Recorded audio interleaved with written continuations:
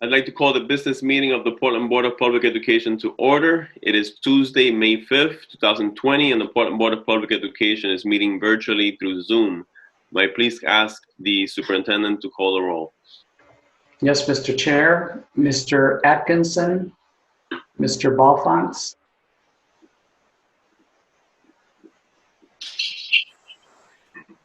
Ms. Bondo, Présente. Mr. Burke, Here. Ms. Figdor, Here. Ms. Morioni, Here. Ms. Thompson, Here. Ms. Trevorrow, Here. Ms. Brown, Mr. Casiel Reyes, Ms. Habib Saeed, Here. Mr. Parrott, Ms. Yangala, and Chair Rodriguez. Presente.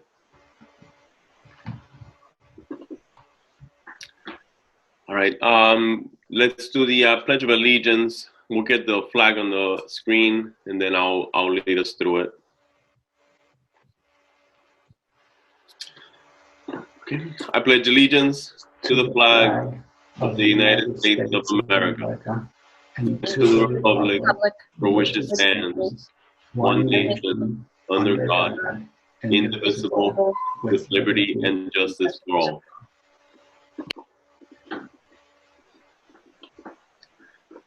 All right.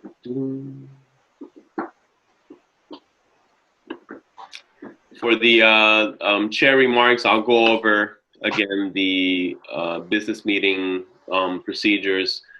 So all votes are going to be taken through roll call. The board members will use the raise their hand feature found either by selecting on the participants at the bottom of the participant screen in the sidebar or on the pull down menu found by selecting the three dots in the participant's video window, should they wish to address the board. The chair will acknowledge the speaker. Committee members should lower their hands when they are finished speaking. Any opportunity for public comment will be announced. Members of the public will also use the raise the hand feature provided by Zoom. Feature is either found on the webinar control bar at the bottom of your screen or can be found by selecting your name on the participant screen. I will call the Zoom name of the public participant with their hand raised to address the board, and public members will have 3 minutes to comment. Should the speaker near the 3-minute mark, I will address the speaker to see if additional time is needed and may grant an additional 3 minutes. If additional time is granted at the end of 6 minutes, the speaker's microphone will be muted. Can I just note that Mr. Atkinson is in the waiting room? Yeah, that's what I was going to say. Thank you. Yeah. So if we could make him a panelist.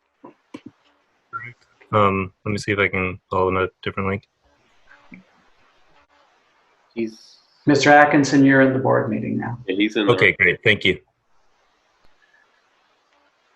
All right. So, great. So, Sahar, we're due for a Deering High School report. So, Sahar, Ms. Abisai, if you're ready, you have the floor. Sure. Thank you, Chair. Although Deering has moved to online classes since March, many of our staff and students have still been achieving many great things. To start, congratulations again to the newly selected co-principals of Deering High School, Ms. Dame and Dr. Ahmed. Through the process of interviewing many great candidates, Ms. Dame and Dr. Ahmed stood out as the best leaders for Deering. We are excited to continue to have both Ms. Dame and Dr. Ahmed leading and helping our community grow, as they have been the past year. Deering senior Glynis O'Meara is just one of 6 Maine seniors to be named national semifinalists in the 2020 U.S. Presidential Scholars Program. Congratulations to Glynis for all the hard work she has accomplished in the past 4 years. Kaya Isahar, a senior at Deering, has earned an Online Employment Application Recognition Award from the Career Development Conference through JMG. This is one of the competitions that JMG students across the state participate in during the spring semester at Thomas College. Congratulations to Kaya for this award. Also, congratulations to Emily Chung, a sophomore at Deering, for winning a seat on the New England and Bermuda Key Club District Board as treasurer for 2020 to 2021. Today is National Teachers Day, so thank you to all the teachers for their hard work.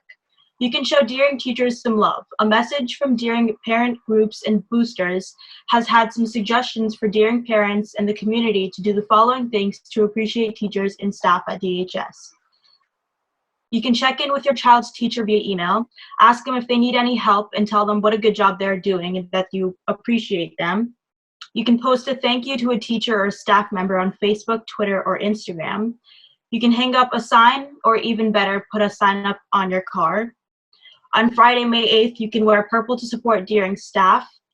You can send a letter. They'll get it eventually, and what a nice surprise it'll be. You can send a letter to Deering High School addressed to the staff member. If you or your neighbor is a teacher, just not necessarily yours at the moment, you can thank them. Thank all the teachers and the staff members you know.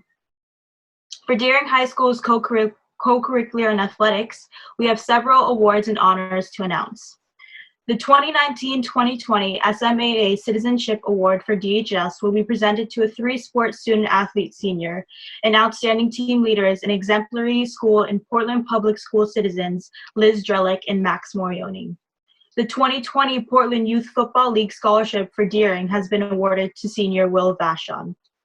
The 2019-2020 DHS Winter Sports Awards, known as the Glorias, were presented virtually this past week. Here are some of the winter season awards winners. The team of the season goes to the boys basketball team. The male student athlete goes to Daryl Germain for basketball and Antonio Chicamancini for track.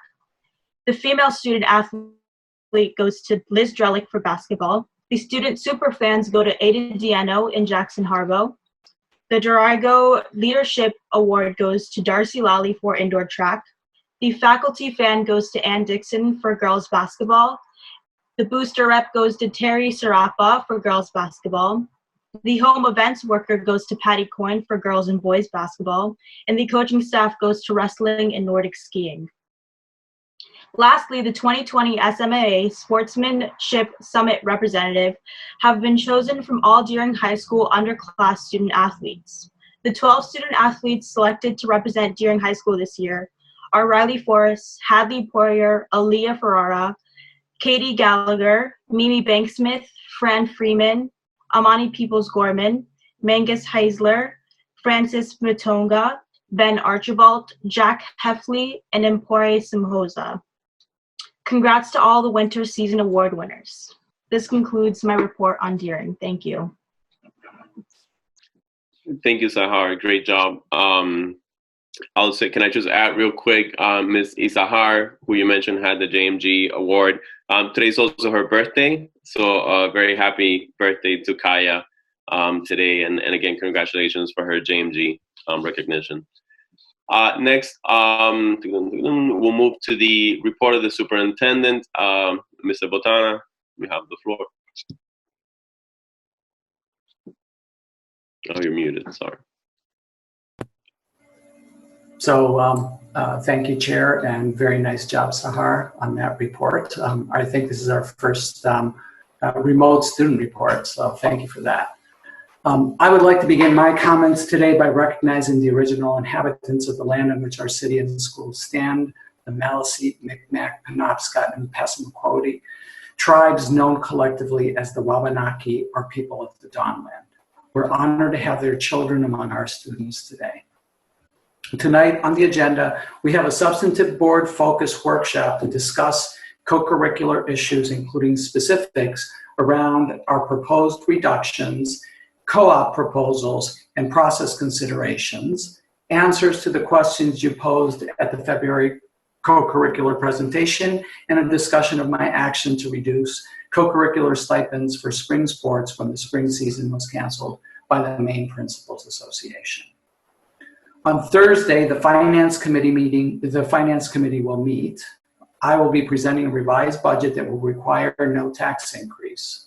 In response to the likely increase in achievement gaps caused by the school closure, I will also discuss our proposed approach to mitigating those gaps by implementing the equity investments that were in my original budget, which, as you recall, I withdrew because of the reliance on the elementary reconfiguration at a time when we needed to devote all of our bandwidth to deal with the challenges of the pandemic. These investments and others designed to allow us the flexibility to respond to unforeseen needs will be part of the Finance Committee discussion, along with possible ways to fund these investments. I would like to urge all of the board and interested parties to attend that meeting. A revised budget schedule is posted on our website, and this schedule has been agreed to with city officials, and it has us completing the board portion of the budget by the end of May and turning it over to the city for their work at the council level in June. Our goal is to have an approved budget ready for consideration by Portland voters on July 14th.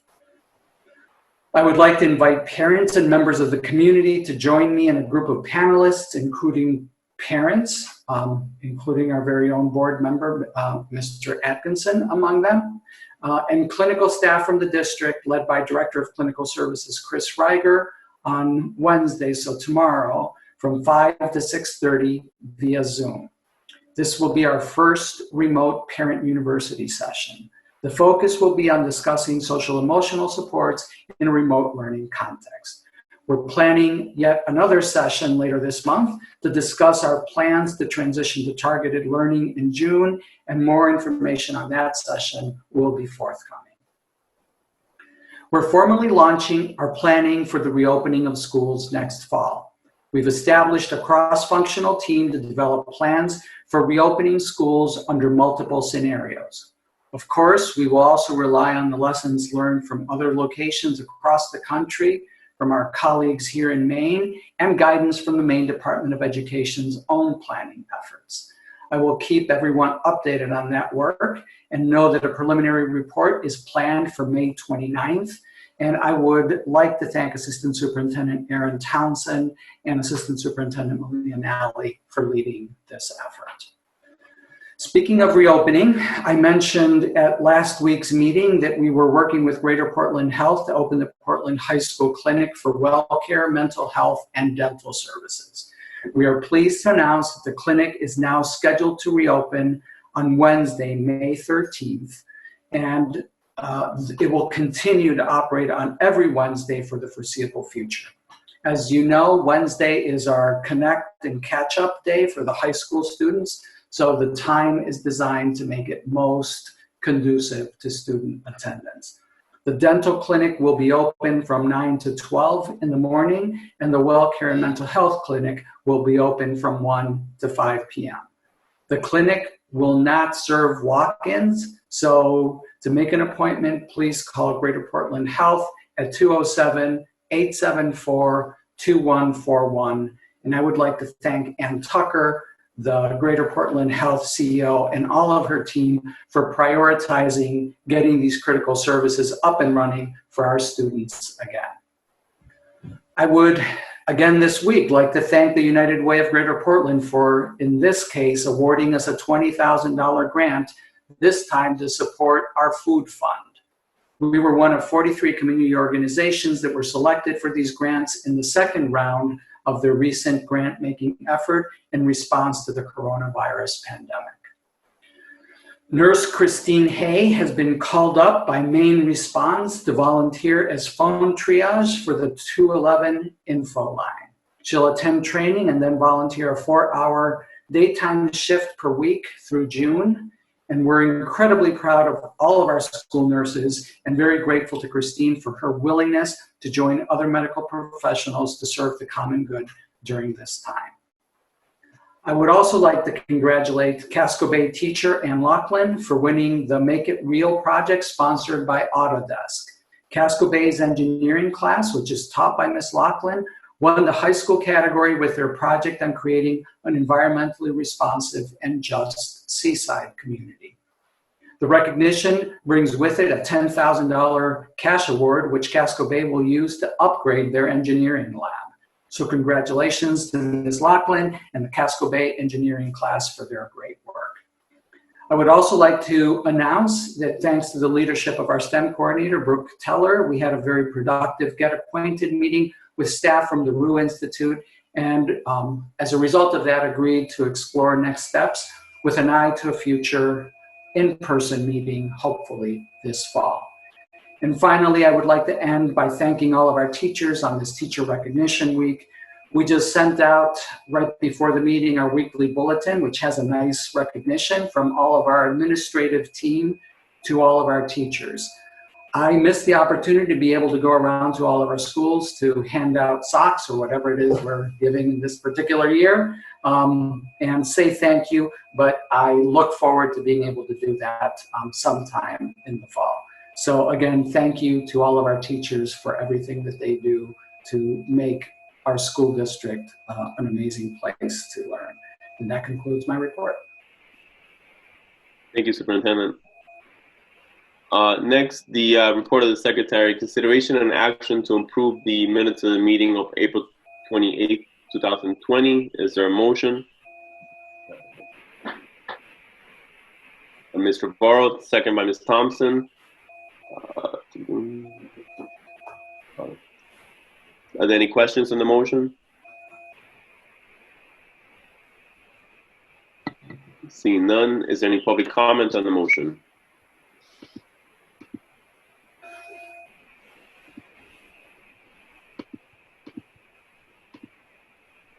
Seeing none, any board discussion?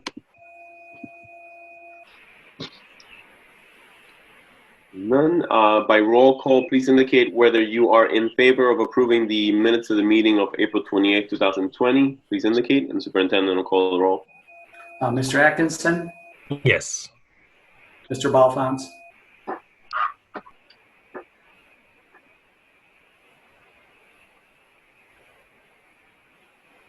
Ms. Bondo, Yes. Mr. Burke, Abstain. Ms. Figdor, Yes. Ms. Morioni, Yes. Ms. Thompson, Yes. Ms. Trevorrow, Yes. Ms. Habib Said, Abstain. and Chair Rodriguez. Yes. So the motion passes with one student abstaining. And Mr. Burke abstaining as well. Mr. Berg, because he was not present. That's right. Next, consent items. Would the superintendent please read the list of donations made to the district? Yes, under board policy KCD, the school board accepts by unanimous consent contributions made to the school district as required by the policy. All of the donations are listed in the board agenda under this item. And our practice is for each donor to receive a written contribution acknowledgement expressing our heartfelt gratitude as well as for their tax purposes.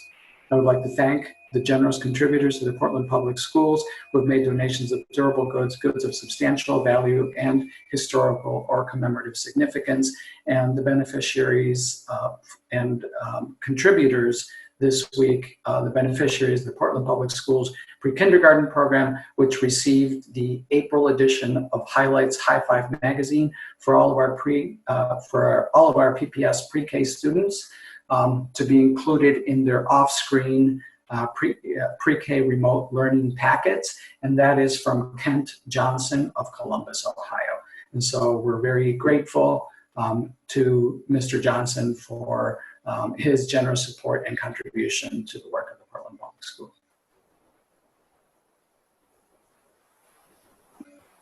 Thank you, Superintendent. Next, we're moving on to the board focus on educational issues. Superintendent, you're going to set us up for this? Yep. Tonight's board focus serves as a follow-up to our February presentation about our co-curricular programs.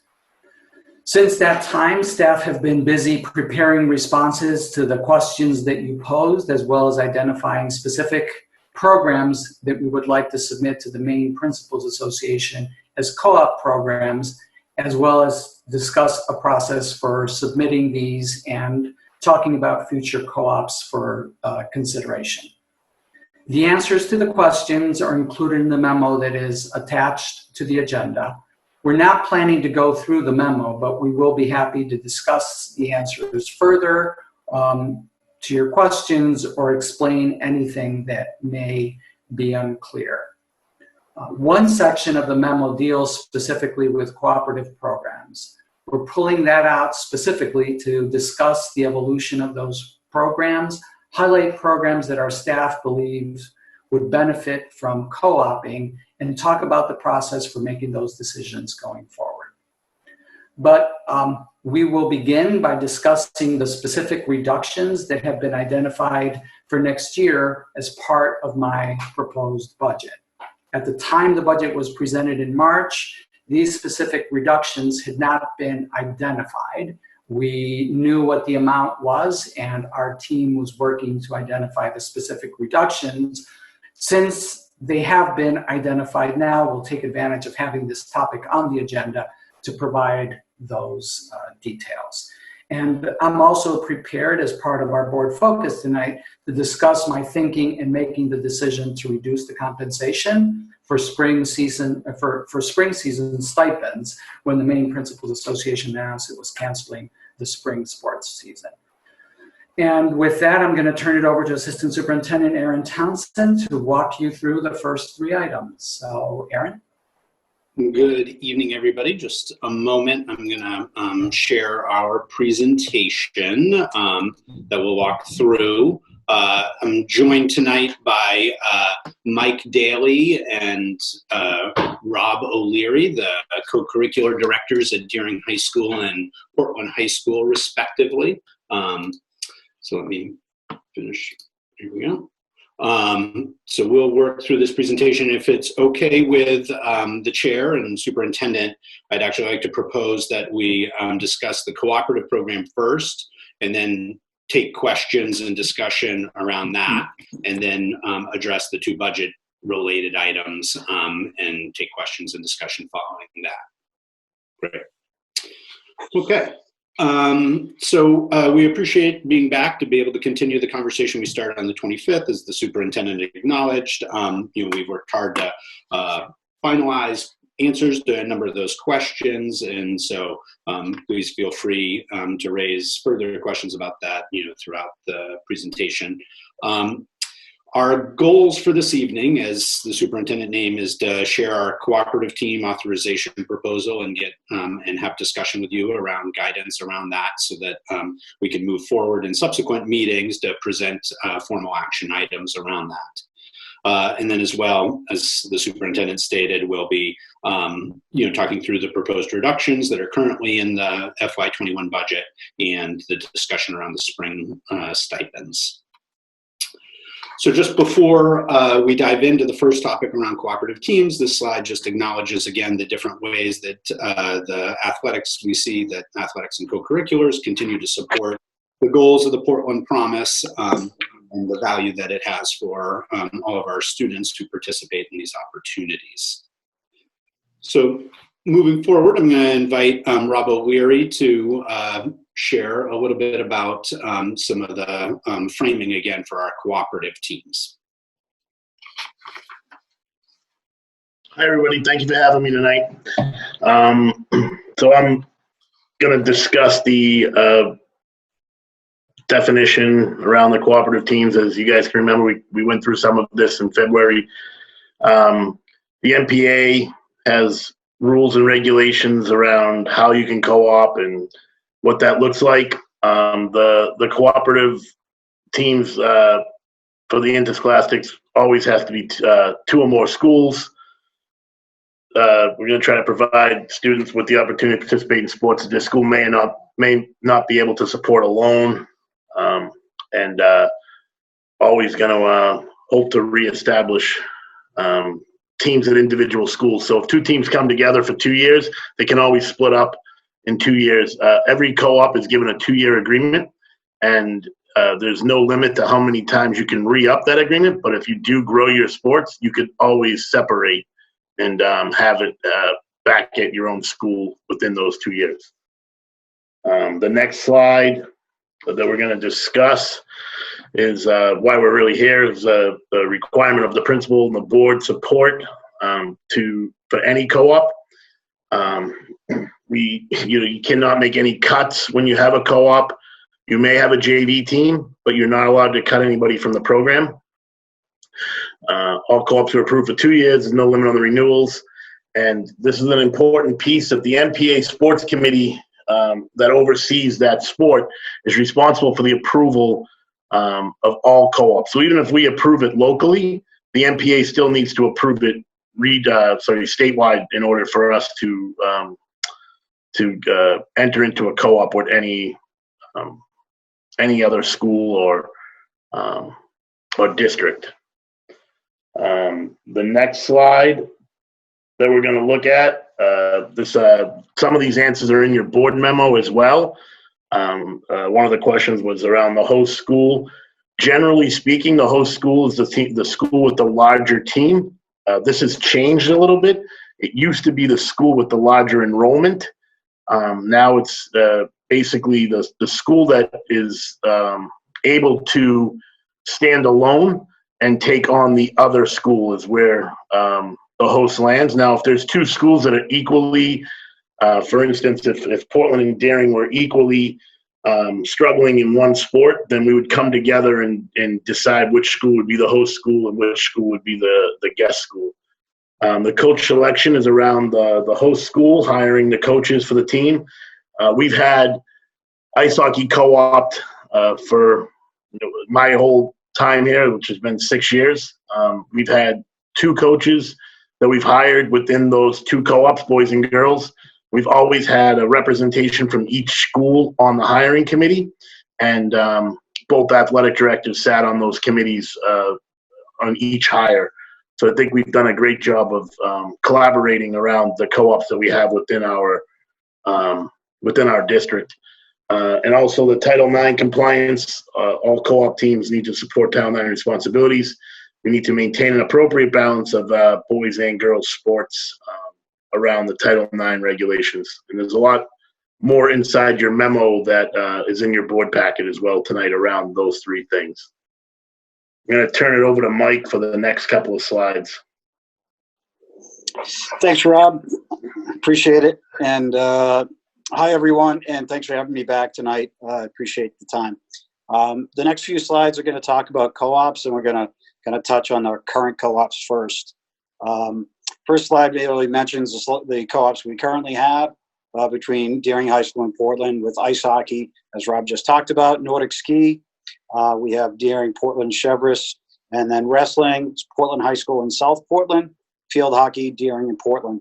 And some of the pros and cons that go around co-oping programs, as we've talked about previously, provide students access to wider array of programs, but also it's really focused on maintaining participation opportunities. There are some cost savings and efficiencies, but it also gives you the advantage of maintaining competitive programs. Some of the cons, as we talked, to students and some feedback, they do lose that individual school program we've talked about before, that feel of pride in your own program. Travel between schools can be a little problematic at times when, whether it's Nordic ski and other program, ice hockey and things like that, they have to get out of school and get to practice or a game.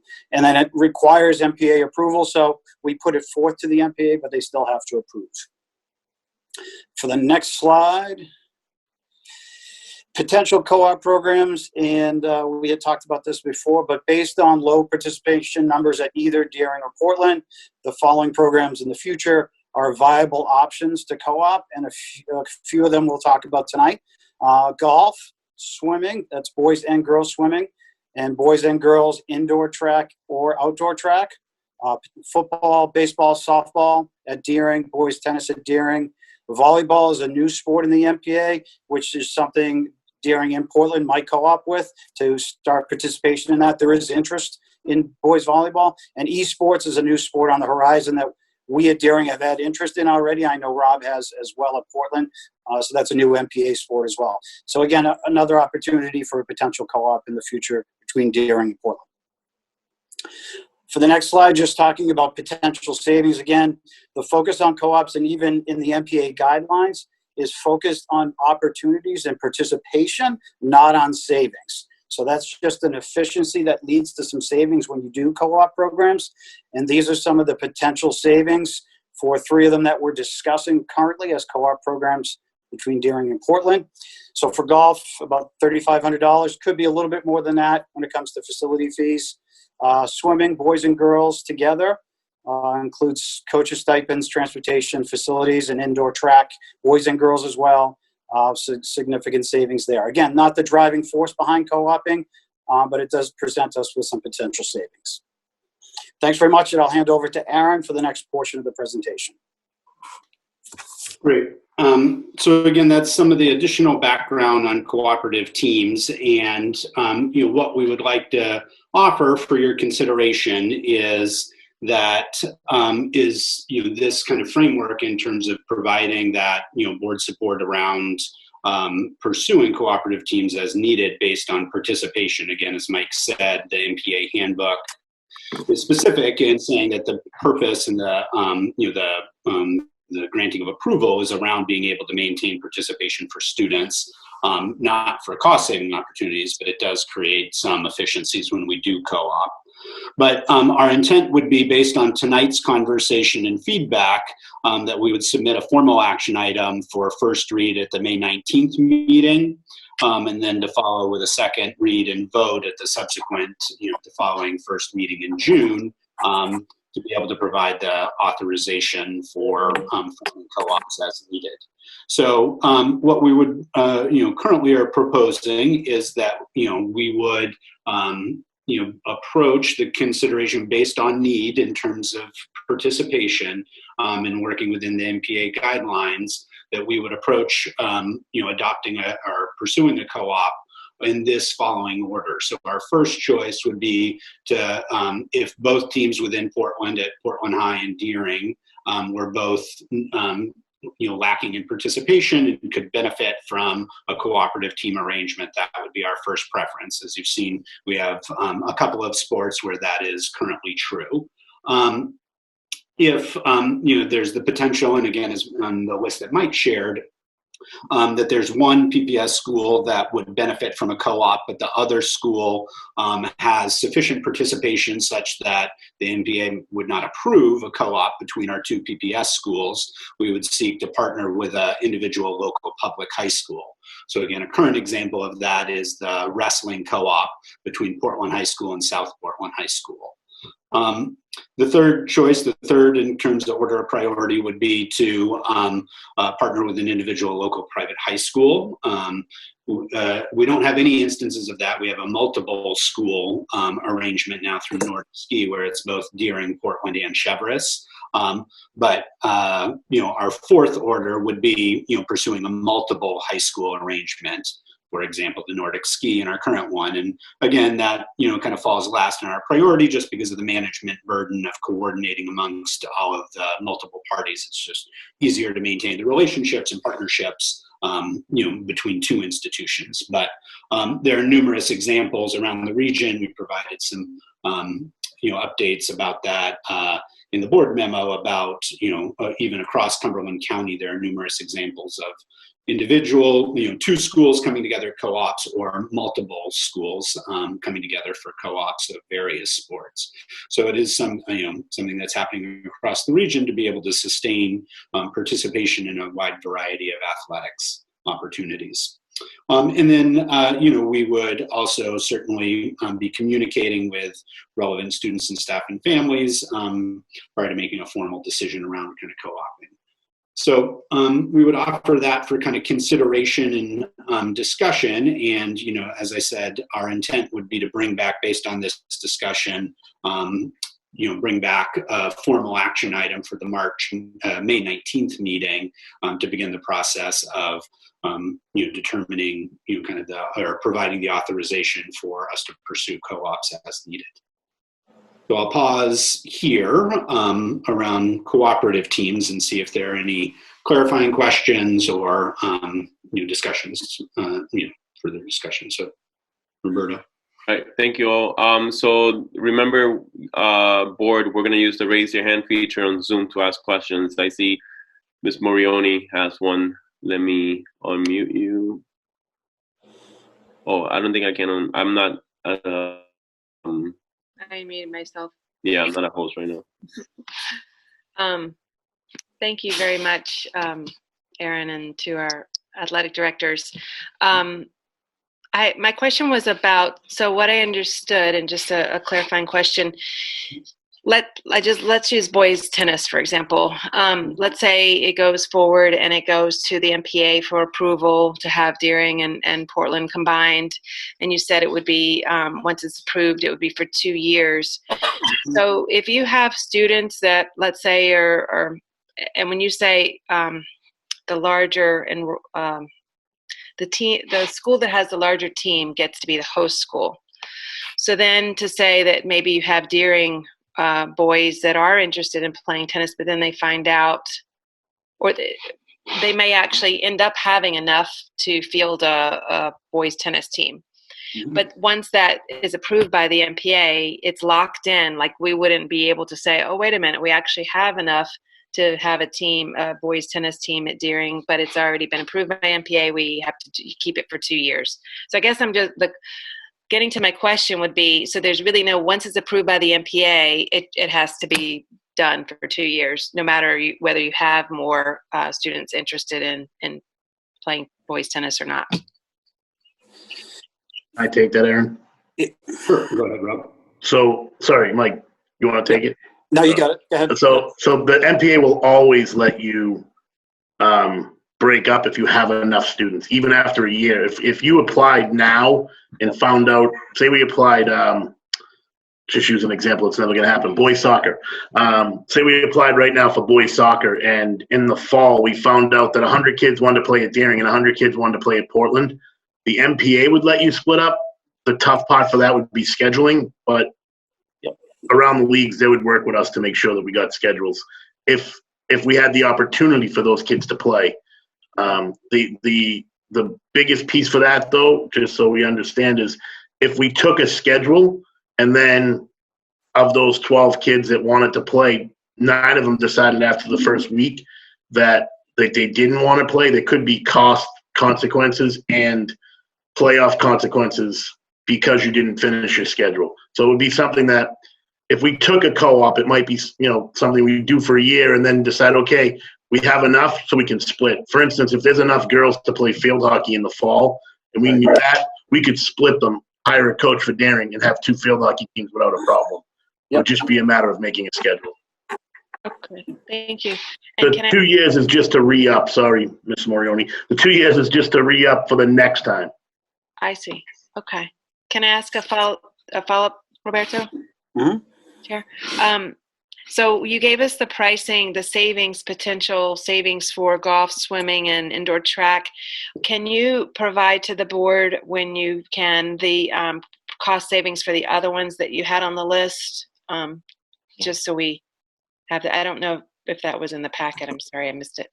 No, it wasn't at this time, and primarily because, we don't view all of those as candidates for potential cooperative teams in next year, right? The reason we're the 3 that we think they benefit from a cooperative team arrangement are those 3. So that's why we've begun the work of kind of identifying what those savings would be and beginning conversations with those impacted communities. So we don't anticipate for the other ones on that list that we would be pursuing a co-op in the coming year for those. Okay, great. And then one final question is around the, I remember when we did we did partner with Chevrolet, and there was some concern around how much Chevrolet was paying per student to participate. Yep. And there was discussion in one of our meetings, the booster meetings at Deering, around the cost that our public schools students are paying to be a part of a team versus maybe what private school student may be paying, and making sure that amount. So I guess I just want to put that out as a potential question around, can we get some figures around, are they fair, I guess. In other words, we had public school students buying, or boosters paying for uniforms or assisting with different things, and not necessarily getting the same amount from the private school students. So I don't have a lot of more detail around that, just to say that I would love more information around what happens when we do partner with a private school for a team.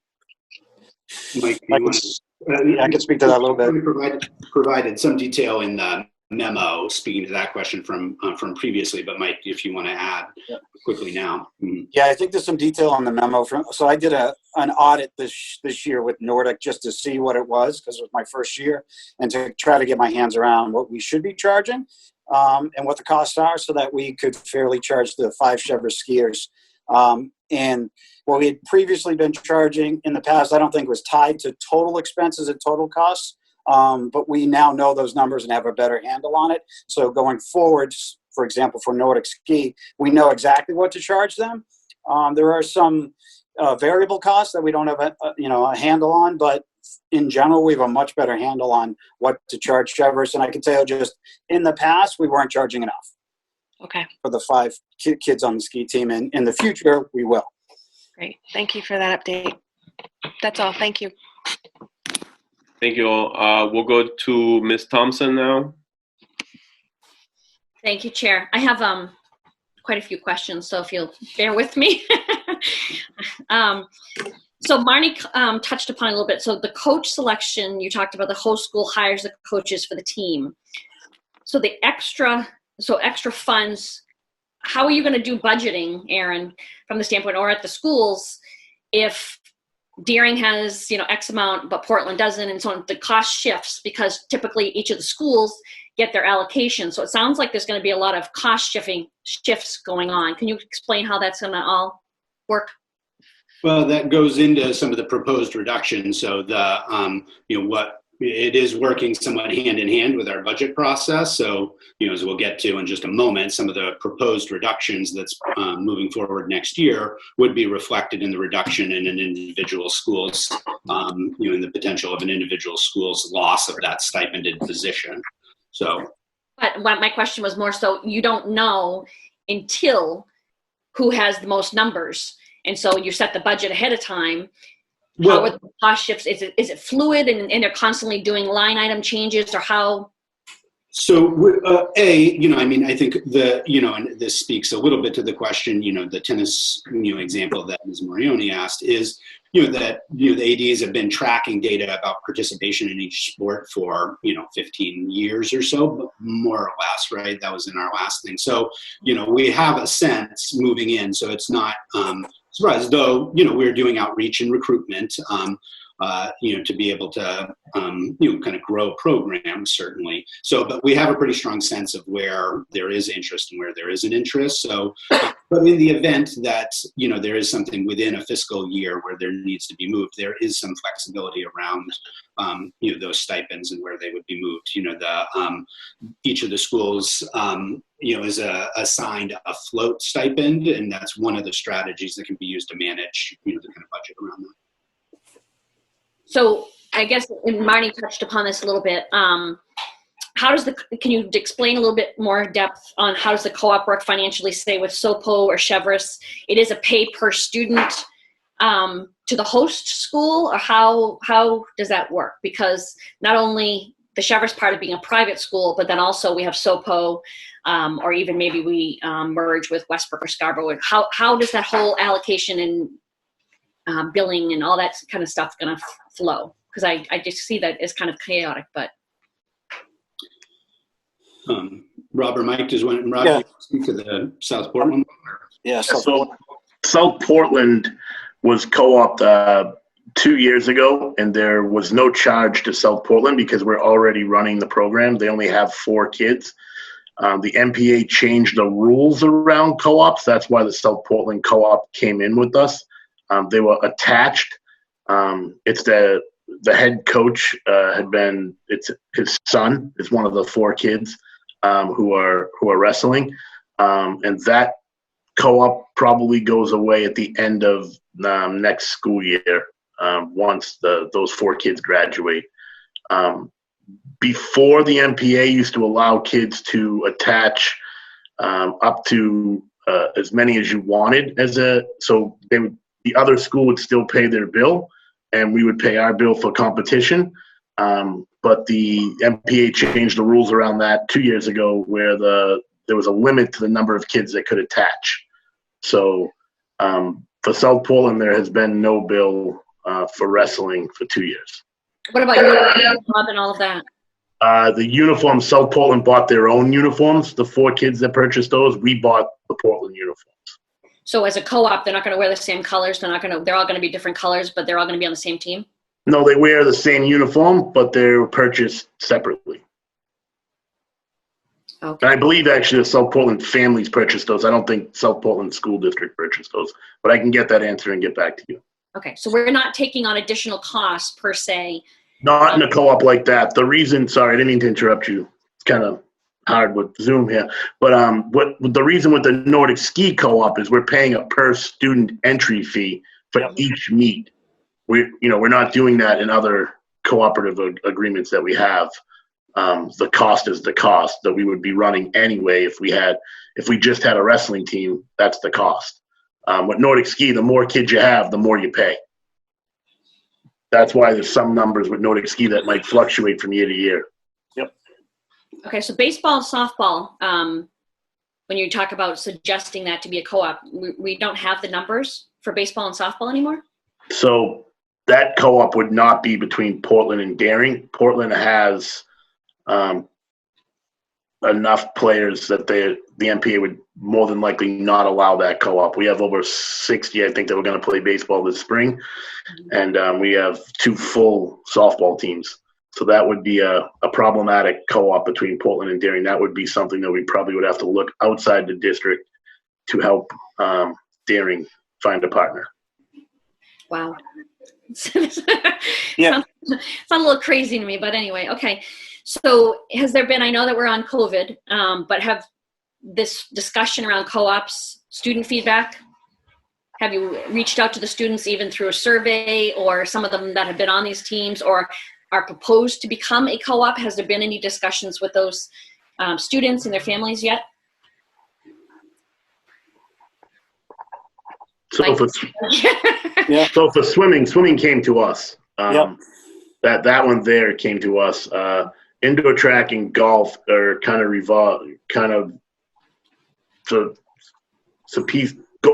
Daring didn't have a golf team this past year.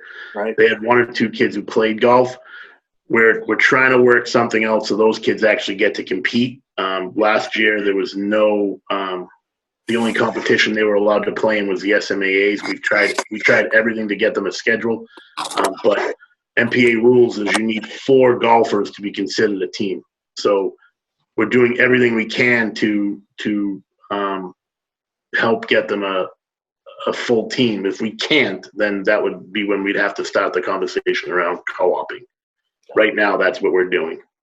So football, I'm having a hard time wrapping my brain around when you say football, a co-op, having a Daring Portland co-op. I mean, how in God's name would you do that?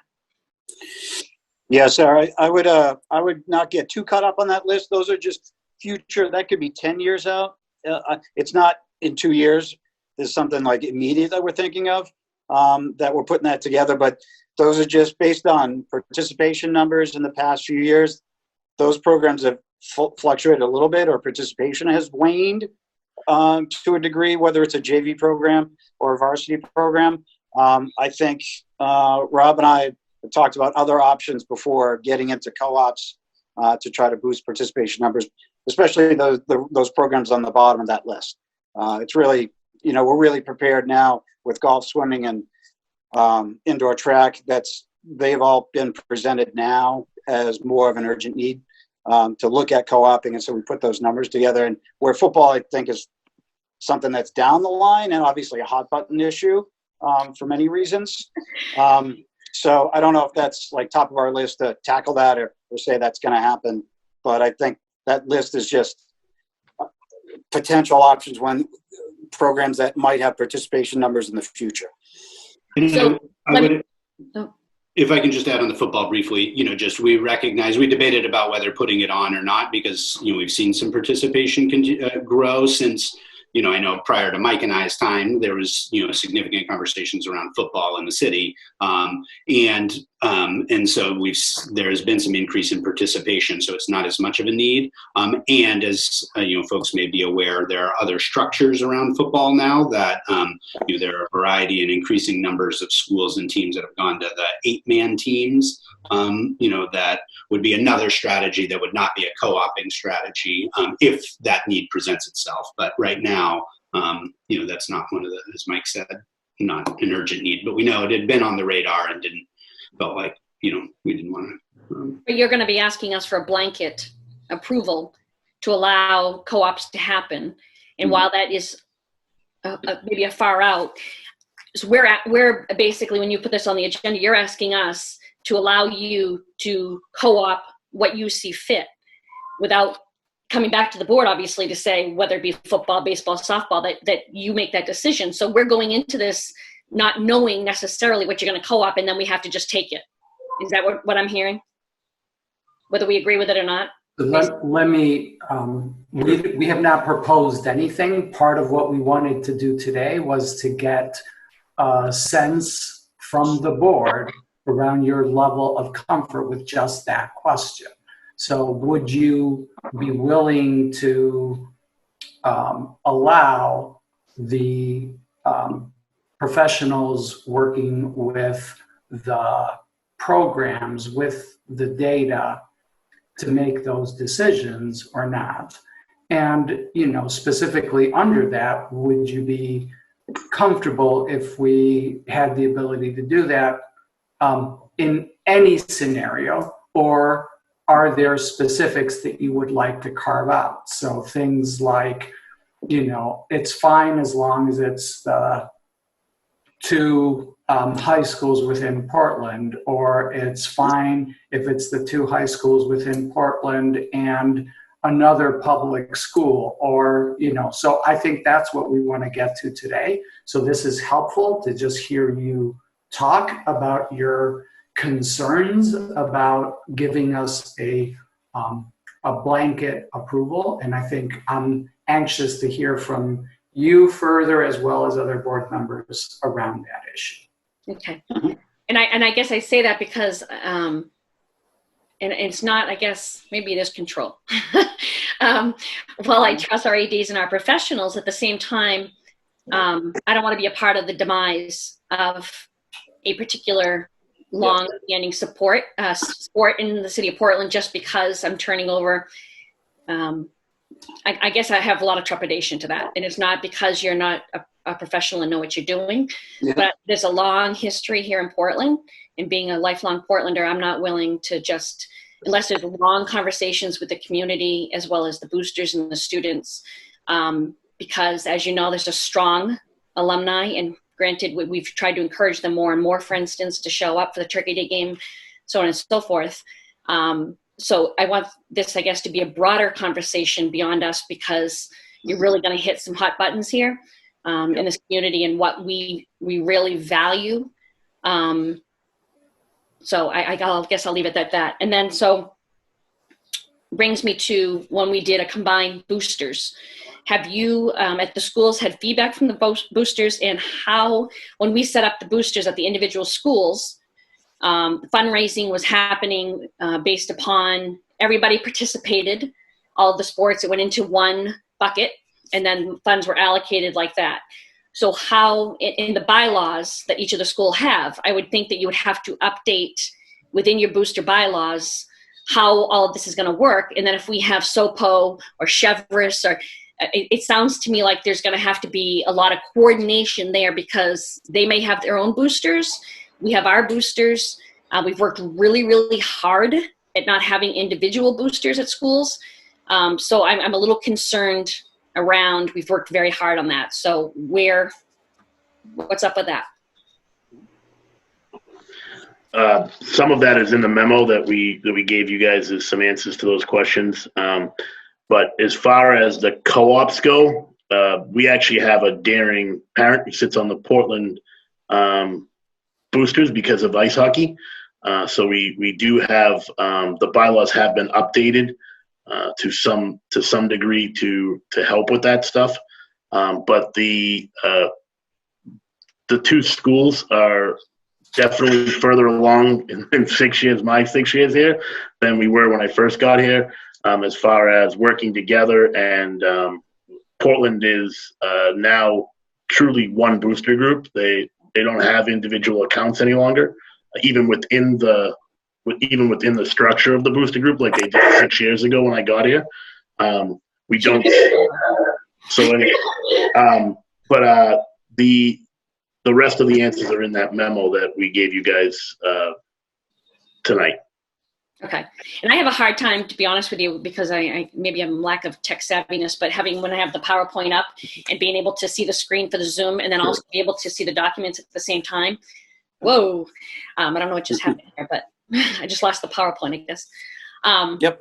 So I have a hard time with that. So when you say the memo, I've scanned over it, but it's hard for me to go back and forth and get to that. So it's interesting. I'm not going to go over it now, Rob, but you just hit on something because we did the combined boosters back when Dr. Morris was with us, and that was more than 6 years ago. And so just to hear that there were still individual boosters within the boosters is very concerning to me, because that's completely against what we were doing. So I'll leave that at that. So after Marnie asked also if you have enough students after you put in as a co-op and they can be separated, how are those funds then going to happen, because you may have cut a coach stipend? And so how is that all going to flow when you say, oh, we have enough golf kids now so we can have 2 teams, but you were already budgeting the fact of you were going to have 1 golf coach, but now you're saying you can do 2. So where's that money going to come from? And you have fluid enough, because if we're cutting from the co-curricular budget, which co-curricular obviously is beyond sports, which I want to hear more about what's going to happen to everything else. How's that going to work?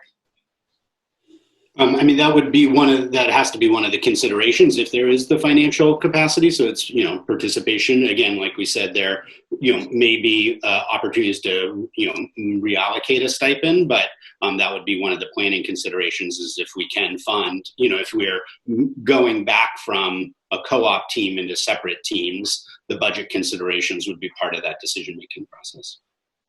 So stipends, SOPO and Westbrook Scarborough, for instance, are they on the same par as we are? I know we used to have it as an appendix in our teacher's contract for stipends.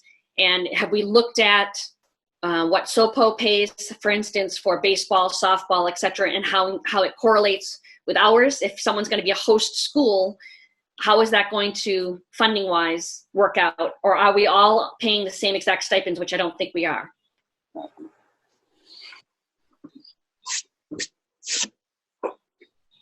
Yeah, I don't think we've looked at looking at their stipends, because the focus really is not on them hosting us or doing a lot of co-ops right now. As the primary is not to look to South Portland, Cheverus, Waynfleet, Westbrook. It's more about Deering and Portland right now, and not necessarily looking at them. So for the South Portland, Portland wrestling, Rob could speak to that, but we haven't looked at that just because we're not looking to co-op with them. That's not the impetus right now, or our goal right now is to just try to partner with South Portland and Westbrook and pull their coaches in and see where we are. It's more about where we are and us being the host, whether it's Deering or Portland, and managing the program in Portland Public Schools.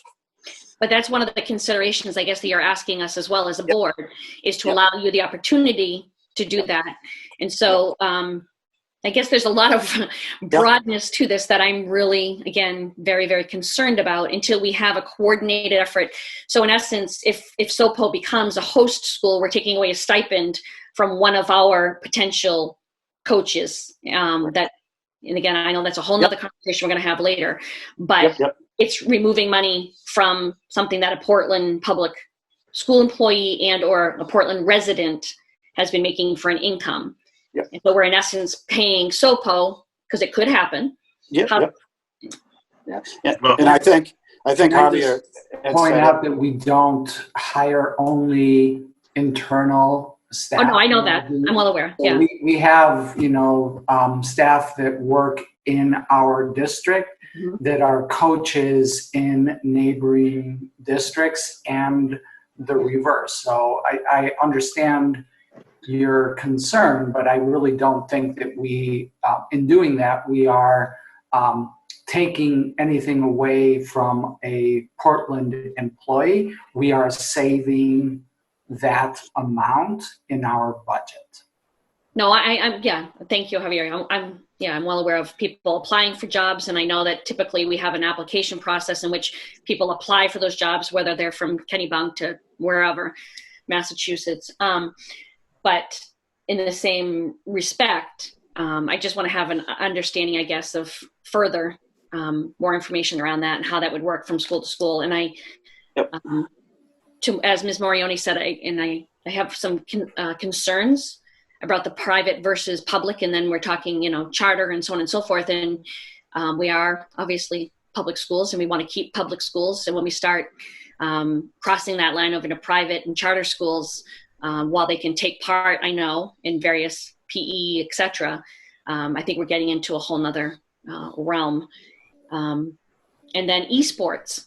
I think that we talked about that before at the previous board meeting. And while you say it's something that's coming about, is it truly a computer game, really, an esport? I mean, is it really going to, I guess I just have concerns too there. Is it really something that's going to keep the kids in school because they can play a computer game? Or is it, whereas baseball and softball and those things are really bringing kids together? I guess I don't see the whole. Yeah, I would say that's not top of list for us right now, but it is an MPA sport started this spring. And it's actual a competition sport that college scholarships are offered for. So they actually compete against other schools. For us, we need to do more research on the interest level at Portland and Deering. Initially, when I had done kind of an informal survey at Deering, there was tremendous interest from the students.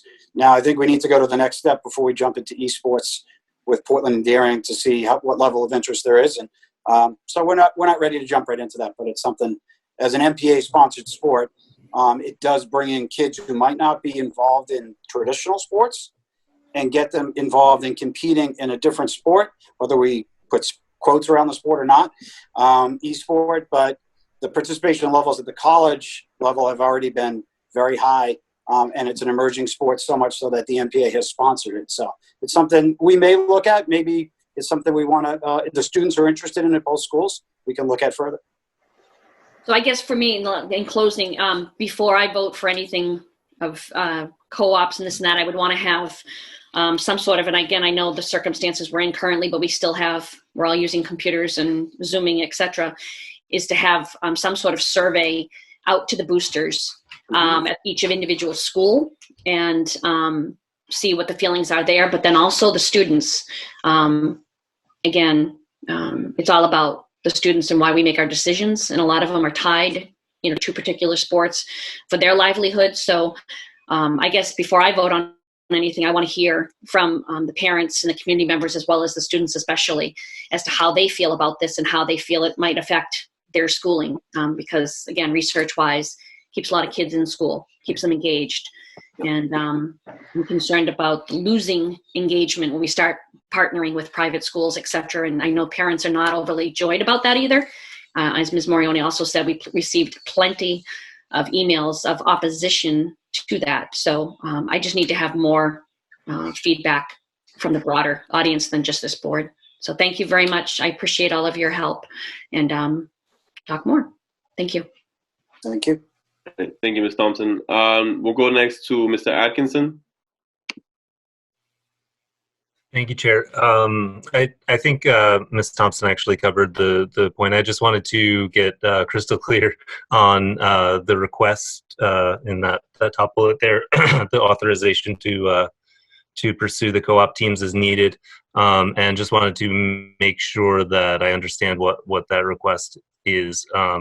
So the MPA requires board approval for co-op, and so I think Ms. Thompson described it as a blanket approval. Is this blanket approval that this would fill that need, and so these co-op proposals would not need to come back to the board then? The staff would essentially be able to move forward with a co-op. I think that the question that we ultimately want to action. Is that understood? I'm sorry, I cut you off, Mr. Atkinson.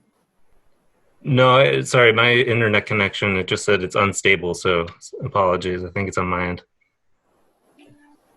So I'm not sure that I caught the end of your question, because I thought you had stopped talking and I started to, but then I saw that you lit up. So I think that what we're ultimately looking at is whether you will delegate that decision to the staff and under what are the parameters. So is it cool as long as you're doing it during Portland or in all cases? Or to Ms. Thompson's earlier point,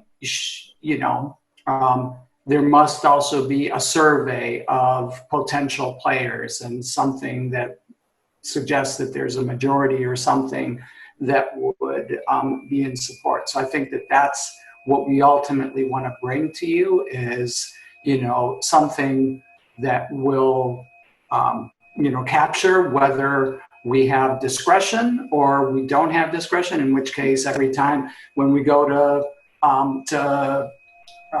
co-op golf, we'll come to the board and have a conversation about co-oping golf. And when we go to co-op football, we'll come to the board and have a conversation about co-oping football.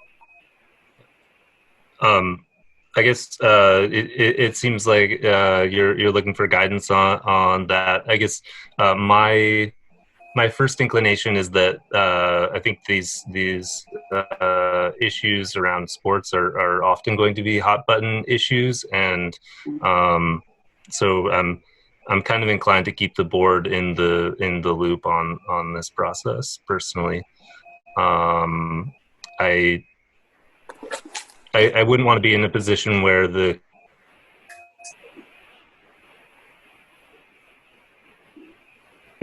agree with having the board sort of have already passed judgment before the details came to clarity. So I guess that's just my first inclination on this issue.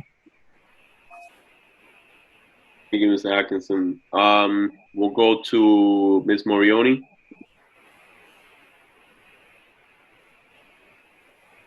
Oh, thank you. Anna, did you have your hand up before? Are you okay? All right, I can speak, Anna. Thank you. First, I want to say, thinking through it a bit more. I mean, we're not in a normal year where we have plenty of discretionary funds to be thinking of. Okay, we're going to offer everything all the time, and if we only have one person who wants to play golf, we'll do our best to make sure that one person plays golf. I'm never one to suggest that we cut any extracurricular or co-curricular of anything. I've never been that, but we're not in the same place we have been in past years for many reasons. Financially, we need to find savings. So thinking about it around the co-ops, and you asking about guidance, I tend to agree with my fellow board members around the blanket option for it to be decided. I'm a little nervous about that because I could see that the public community could be very concerned around, well, wait a minute, you just gave away, opportunity for us to speak about the need to have that golf program at one school or the other. That's why I'm a bit apprehensive around that. However, I do very much like the idea when we do now, again, faced with needs for finding cost savings, the co-op idea, not my first choice. None of this is my first choice, honestly. But as of right now, I would much rather see Portland and Deering combining teams than to open it to private schools that's, again, a lot of the reason why their parents are paying or families are paying larger amounts of money to go to those schools, in my opinion. So I personally would rather it stick to Portland and Deering co-op idea, and I still would like it, if at all possible, to come before the board for approval for each sport, unfortunately. But I am in favor of this idea simply because we've got to find ways for cost savings at this time. So thank you. I think Mike and I, and even Mel and all before that, were always looking for Portland and Daring first, to always try to combine Portland and Daring first. The issue arises when one school has too many players and the MPA wouldn't allow that co-op. And, that's the main thing. And the second thing I caution is the MPA would not allow a co-op just for cost-saving measures. That's another one of their guidelines. So just so we're clear.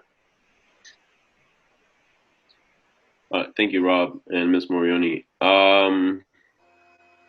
Sorry. We'll go to Ms. Trevorrow. Thank you, Chair, and thank you for the presentation. I had one question, and then I'll share my thoughts on what I think is the question for guidance. I was wondering, you were saying that we do have co-op sports right now, correct? And so what was the process for forming those? How much oversight did the board have in those cases? Rob, do you want to speak to the history and the changes on the MPA side? Yeah, I guess being the historian all of a sudden, the co-ops that we have now, ice hockey was started before my time, but just for a little quick history is when Portland and Daring originally applied for the boys ice hockey, and Ms. Thompson, you may have been around for this, the MPA denied the co-op, and it ended up in court. It was approved locally, I believe, but then denied from the MPA. So I was not around for that piece. But the MPA changed their cooperative agreement process 3 years ago to now we have to get board or there's a check on the box to get board approval. Before, I believe it was superintendent and principal approval. Now it's principal and board approval. So that's part of the history of this. The other part of the history is that some sports traditionally allow co-ops and some do not. For instance, one of the sports we're looking at, indoor track, we would be one of, if not the only cooperative agreement in this area, maybe in the state, if Portland and Daring were to co-op something like that. Golf isn't a traditional cooperative agreement sport. But ice hockey across the state of Maine is a huge cooperative agreement sport. There's more co-op teams than there are individual teams. So that's part of the history of that. But when we co-opt with South Portland, that was before that was the year that they changed the cooperative agreement with the MPA. So before you used to be able, like, for instance, we talked about golf. Before that, one individual could attach to Portland High School, and when Portland went somewhere to play golf, the Daring student or one or two students could play as Daring High School. But because they changed the cooperative agreement, they also changed the scoring rules in a lot of these sports. So like cross country and golf, it's an individual sport, but they play by team rules. So you need a certain number of players to qualify as a team. So I don't know if I explained that right, but basically you can't be a Daring High School or Portland High School golf team with only 2 golfers. You need 4 to be considered a team. So that's why we're looking at some of this. And the MPA could tell us, you know what, you have too many players. Daring needs to find another partner, which that's when we're coming to the board saying, those are the guidelines we're looking for. We're going to try Portland Daring first always, but if we can't do Portland Daring first, then we'd have to look elsewhere. Hope I explained that. You did. And so it's a little tough talking on the computer. That's okay. So in the past, though, these haven't come before the board. They've just been administratively handled and through the MPA. Is that correct? That's correct. Before the guidelines were changed, I believe they were changed either last year or the year before. And in a lot of cases, it's actually to allow students to participate who wouldn't otherwise be able to find a sport. That's correct. So last season, I touched on it a little bit, but we'll go back to golf for a second. The Daring High School golfer was allowed to practice with us every day, but he was not allowed to compete at league matches. So the Portland kids would go and compete at league matches, and the Daring High School student wasn't allowed to do that until the SMA championships, which is a one-day event. and then he could compete because it was an individual event, not a team event. Right. Okay, thank you. So just for my thoughts on the board's role in all of this, I would be fine to authorize the administration to form co-ops as they see fit, for a couple of reasons. One, I don't really see it. I think Ms. Thompson used the word demise of sports programming. I don't really see it that way. I see it as an avenue for flexibility when we don't have the participation in one school that we need. So for us to be able to offer sports to students that wouldn't otherwise be able to participate, as well as flexibility within the larger scope of the district's budget. And I find it hard. It's hard. I think it's hard for the board to be able to have this conversation outside of that context, particularly as Ms. Morioni pointed out, in the face of what we're facing budgetarily with, in the time of COVID. And so for that reason as well, I think it's important for the administration to be able to have some authority over it, because you can kind of see where it fits in the overall goals of the district. So for me, I would be okay with supporting a blanket proposal. Thank you. Thank you, Mr. Varro. We'll go to Ms. Bondo now. Thank you. Thank you, Chair. Most of my questions been already been asked about colleagues. So I just have two clarifications on the low participation. So those are sports, then we have a low participation. Do we know the reason? Is less interest from our students?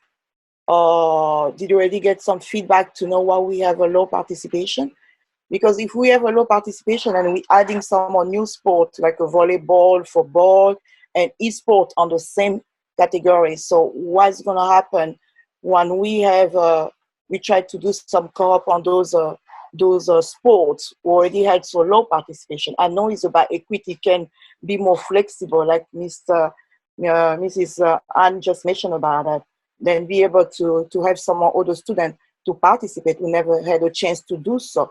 But what kind of strategies then you think then having that co-op on those low participation sports can anticipate more students to be able to be attracted? Because I see we are focused mostly on the high school. We don't attract them from the middle school, because if we attract them from the middle school, it will make more sense, because they know they learn from the middle school, and when they're going to high school, they can participate to that school, to those sports. But we start just from the high school level. So I want to know what was the reason why we had those low participation, less interest, or because we want to create some co-op. This is my first question. My second one is about the feedback impact, because we talk about students. And when we create a co-op on those sports, we really need to know what the student are thinking, because they are the ones going to participate in those sports. We can just give a guidance to make sure then it can be equity purpose, but how they can react on those sports. Are we creating a feedback, a guidance, or survey from the student to make sure that what we want to go up can have a success in the future? Because we want to try to save money and to be more equity on the sport where most of the students can be able to participate.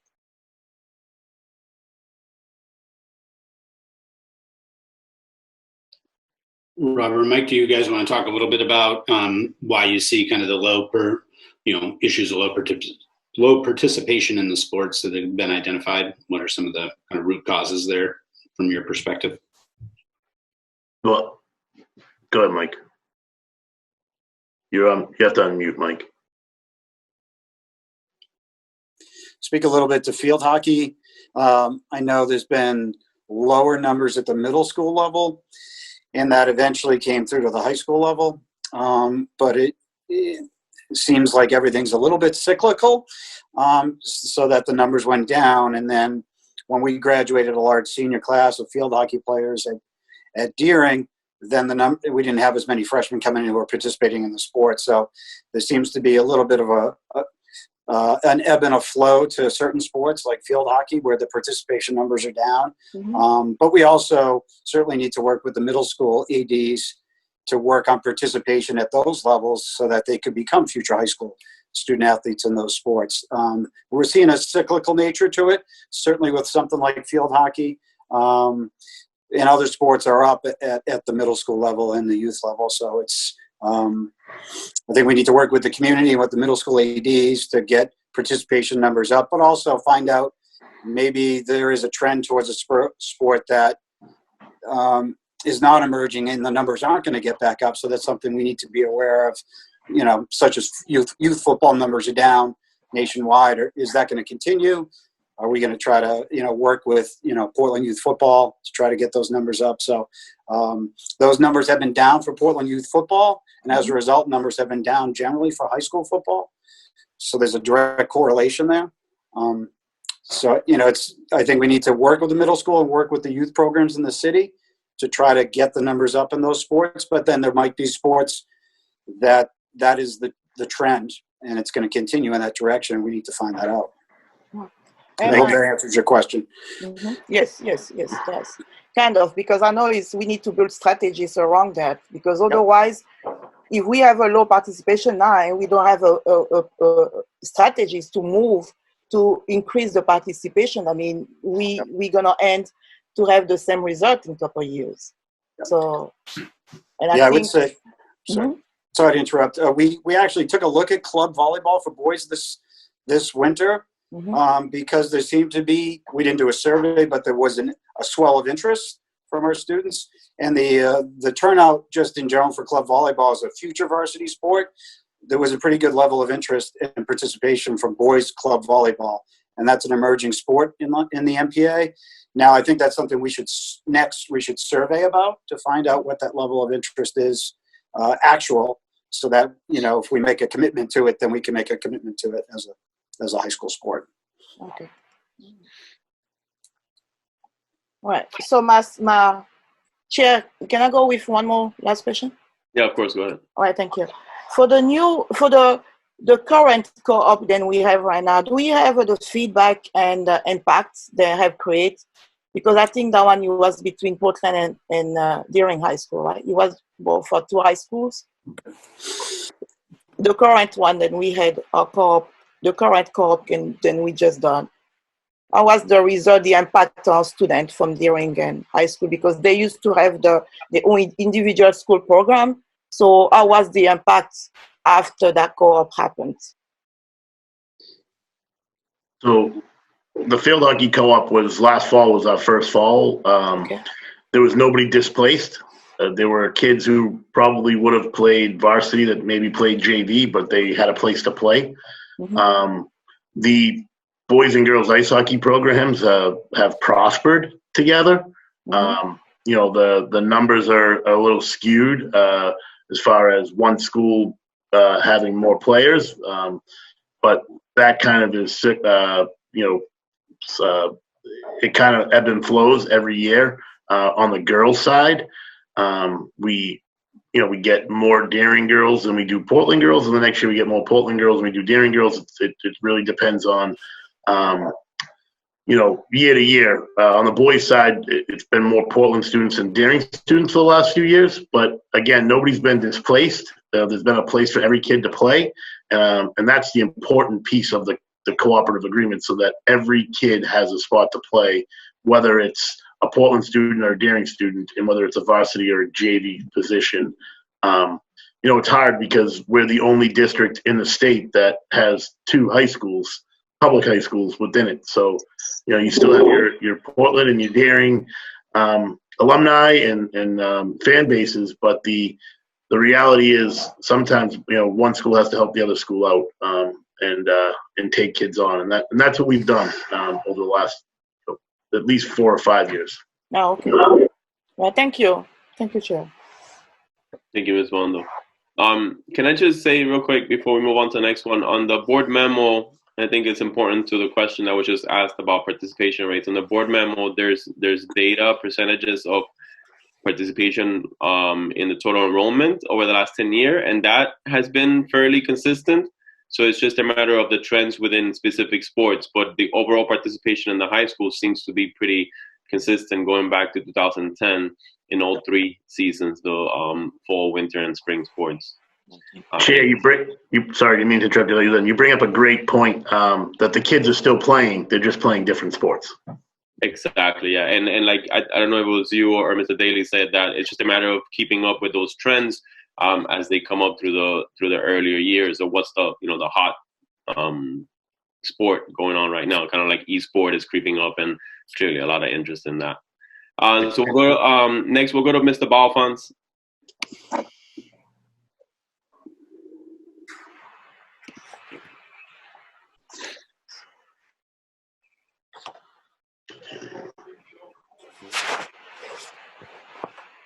I can't hear you, Mark. You're unmuted, but I can't hear you.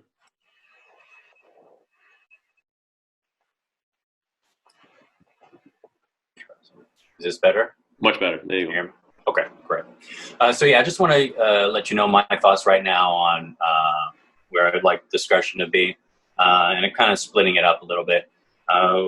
First, I'll start with where I don't want to give discretion, and I don't want to give discretion to football just because of the rich history, and I think the public would want a say in that, or at least have their voices heard and give us an opportunity to explain what's going on if football truly is not viable. And then two, I don't want to give you discretion if we would partner with private schools. Again, I think this is coming from what we've seen from the public in other instances. But I would want to give you discretion in everything else. So besides football, I want to give you discretion where PPS would partner or co-op with other public schools, whether it's individual schools or multiple local schools. And so that's what I'm thinking right now. So thank you. Thank you, Mr. Balfons. That's helpful. We'll go to Ms. Victor next. Thank you. I appreciate the presentation and all of the questions tonight. I wanted to just underscore something that's been discussed and is, I believe Ms. Bondo raised it, and is also addressed in the memo. But I want to underscore how important it is that we maintain demographic data on who is participating in our sports so that we can take the equity lens that we use for everything else that we do in the district to our athletics and co-curriculars.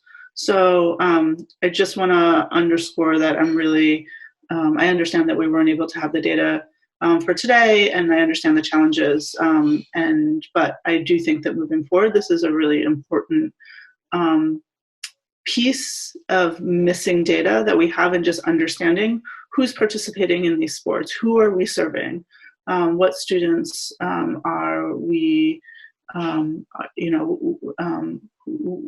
are the students that we're serving through the different sports programs. Yeah.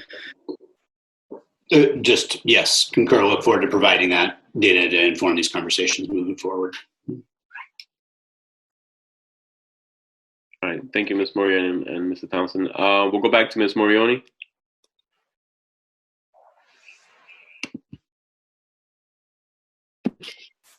Hi, sorry about that. I just had one final thought that I just really wanted to share.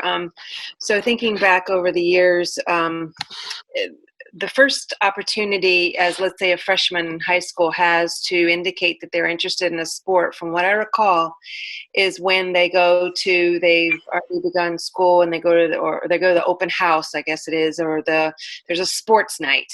I remember, and all the tables are there, and the coaches are there, and some of the players are all there, and you have sheets that as a freshman you can go around and sign up with the sports that you might be interested in. From what I recall, this is again based on history with my boys, but it was the only time they had the opportunity to show their interest and meet the coach and meet some of the players And so I'm just wondering, curious, and it's kind of a question as well as a suggestion, how can we, starting with the 8th graders, already get a better sense of what they're interested in, and what do you have potentially coming to Deering or Portland for students that are interested in a sport, even before they, step on the campus of the high schools. So I'm just a question and a comment combined. I think that's a great question, and I go back to the uniqueness of having 2 schools and kids having a choice. And we don't get our list until this time of year for which school they're going to go to. But I think we can do a better job of getting ahead of it together and going together down to the middle schools to collaborate. And so there's no recruitment or anything like that could be any accusations. But if we did it together and we could get in front of it that way, I think we would be better off.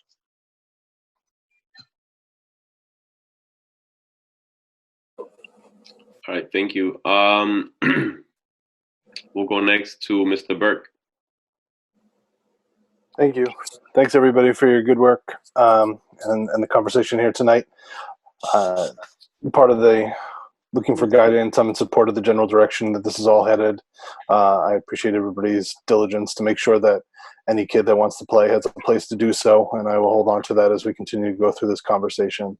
I don't hold rivalries or historical perspective on what used to be important. I think today, particularly in the context we're in, we need to drop a lot of that baggage, and we need to look for a new way forward in how we do things and how we divide ourselves. And so this is one place I see an opportunity to let go of some of that.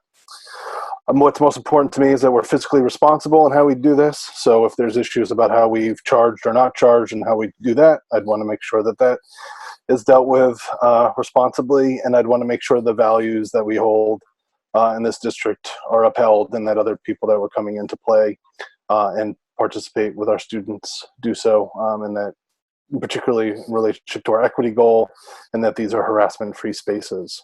That's what I care about in this conversation. Thanks. Thank you, Mr. Burke.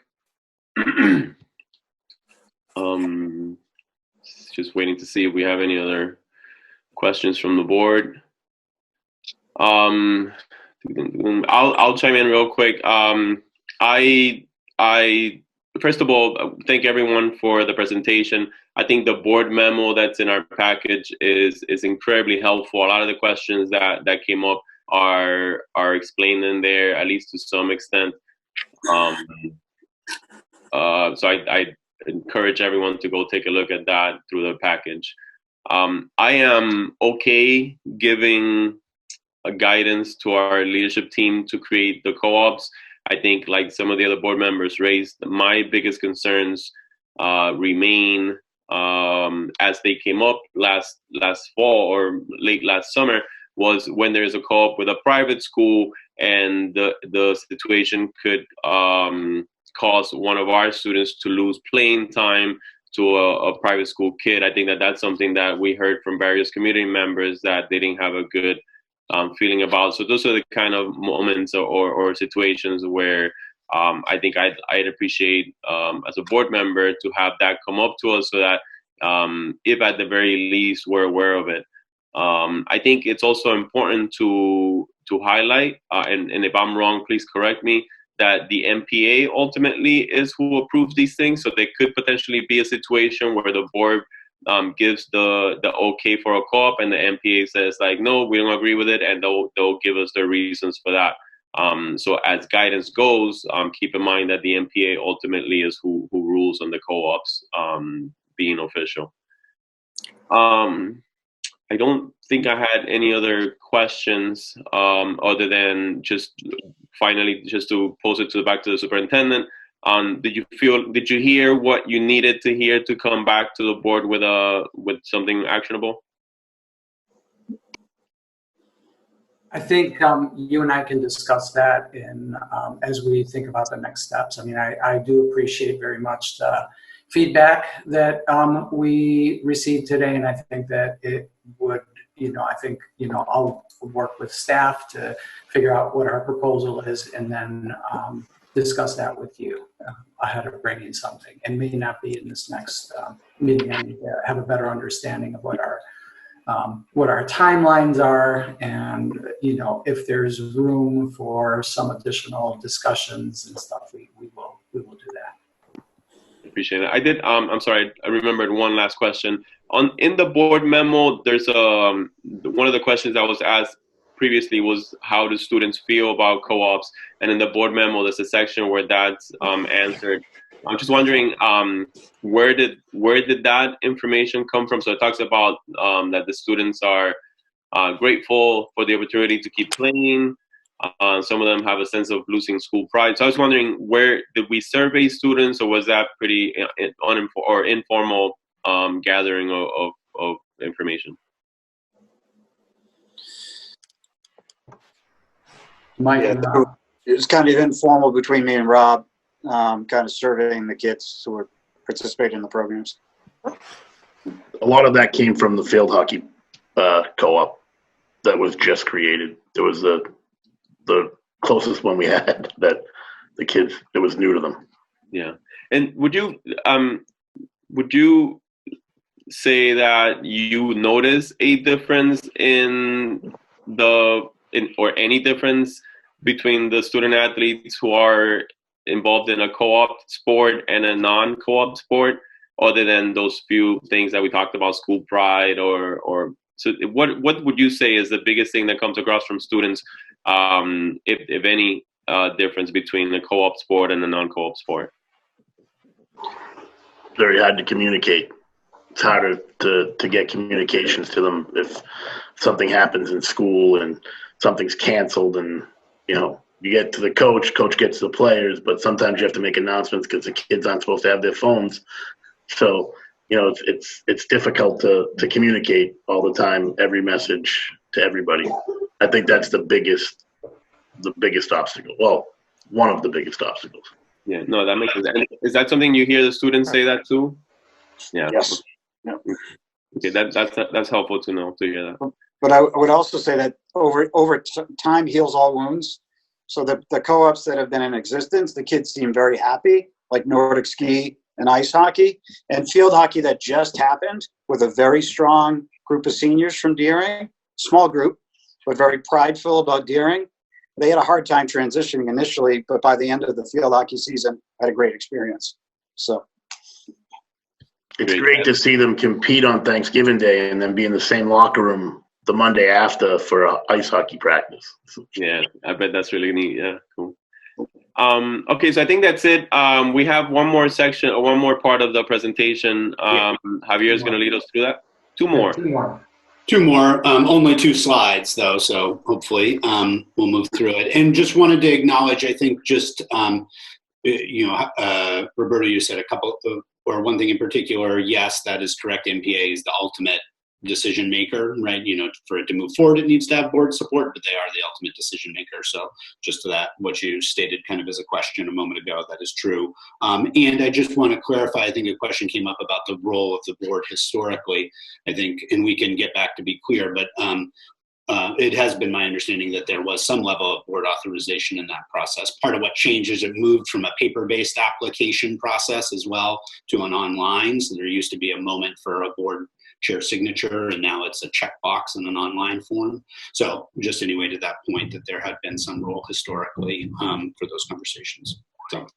So I will jump us into the next thing. Again, we wanted to touch on and share some more specifics around the proposed reduction in putting together the superintendent's current proposed budget. There had been a request to reduce high school athletics and co-curriculars by 2%. So we'll speak to that briefly, and then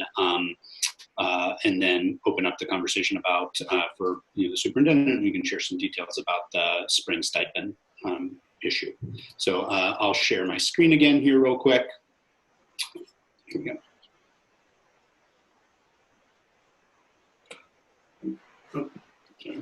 Okay, and Mike, you are gonna just cover this for us.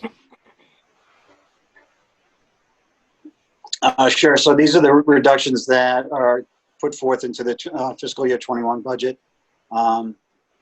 in cost savings around the stipended positions at Deering and Portland. So this would include golf and swimming, and then also an opportunity to reduce the supply budgets for instructional supplies for athletics at both Deering and Portland by $1,500 each. This does not include, or did not include initially, the indoor track cost savings, stipends, or supplies at all, just golf and swimming, boys and girls swimming. So those, in addition to this, there are stipended positions that we have identified from a coaching perspective in this cost savings, as well as the supply budgets from both Deering and Portland, totaling around $42,000.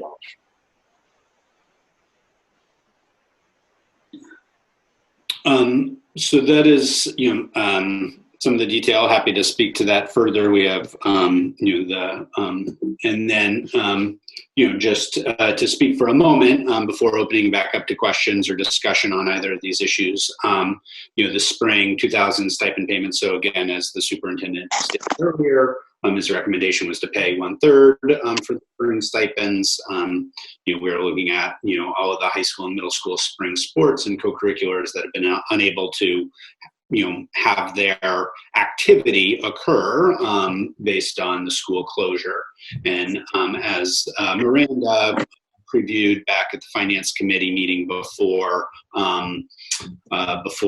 the spring break, we estimated that the savings related to this piece would be approximately $75,000. And then just name across the region, this has been a point of conversation across districts, across the country, I'm sure, but we've only been focused on regionally. And the practices vary significantly in terms of how districts are handling this. There are some districts that are not paying any stipends. There are other districts that are paying 100% of stipends, and then there's a variety of kind of versions in between in which there's differentiation being made according to either varsity, sub-varsity, or middle school level. That's the update on the two budget-related elements to the current co-curricular and athletic situations. Javier, did you want to add anything to the stipend payments before opening it up? Not at this time, no. Okay. Thank you, Aaron. We'll go. Ms. Thompson has a question, so we'll go to her first. Thank you. On the first slide, Aaron, that you had, it's 12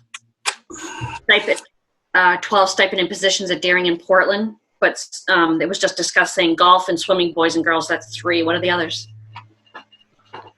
So the ones under consideration, they're looking at the potential of some assistant coach positions as it relates to football. We had the golf, now cleaning up from the co-op of field hockey. There were kind of legacy stipends for field hockey that would be proposed to be eliminated. And then the potential of a first team assistant around baseball, kind of related to the what we said around co-op and at Deering. That one's at Deering specifically, given the numbers there. And then from both Deering and Portland, the potential of the reduction of the co-curricular floats. So these are the kind of flexible ones that are allocated to schools to be able to use, kind of at discretion to be able to capitalize on new opportunities. So there's a number of those given, and we reduce each school by 1 for next year. So my question that when you say field hockey, is that because, for instance, you have the co-op, so that way you can see that there's a cost savings there, so that it's not really a person not filling a position, or we're not cutting per se, you're doing it because of the numbers. Is that correct? Am I understanding that correctly?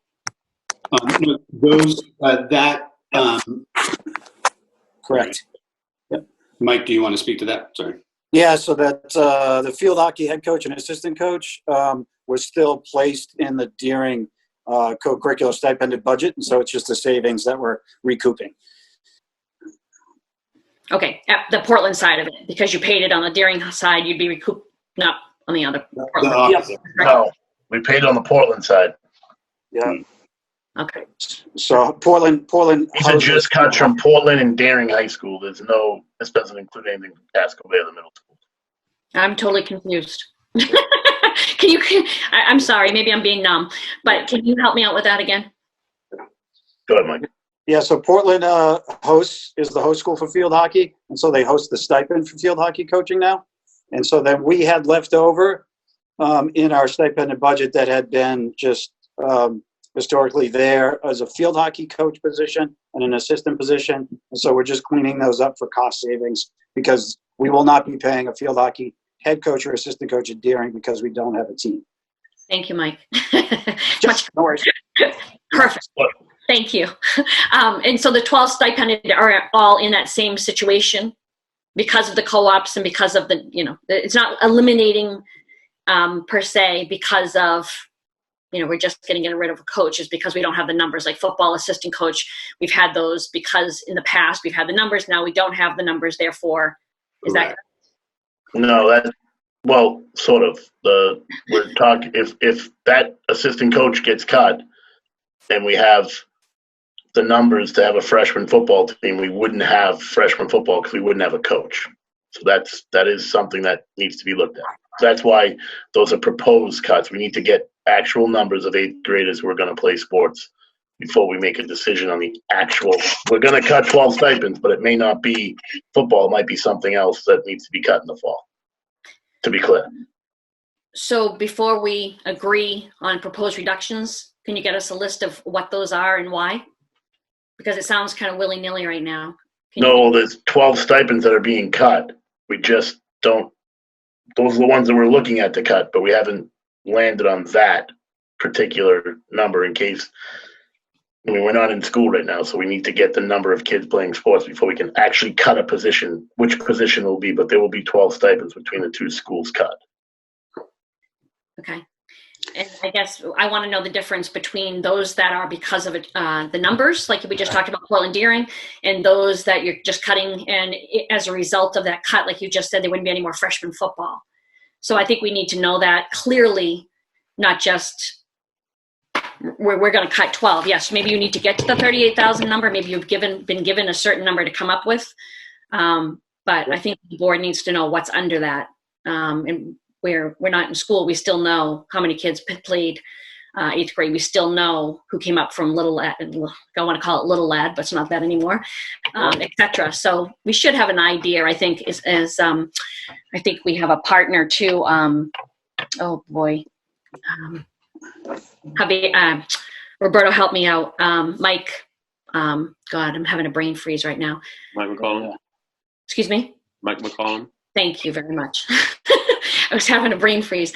I think Mike, too, would be a good person to tap into about the numbers coming up through because he seemed to have a really good handle on that, and he's worked with us in the past. So the supply. Sorry, Mike? Rob, did you have something you said?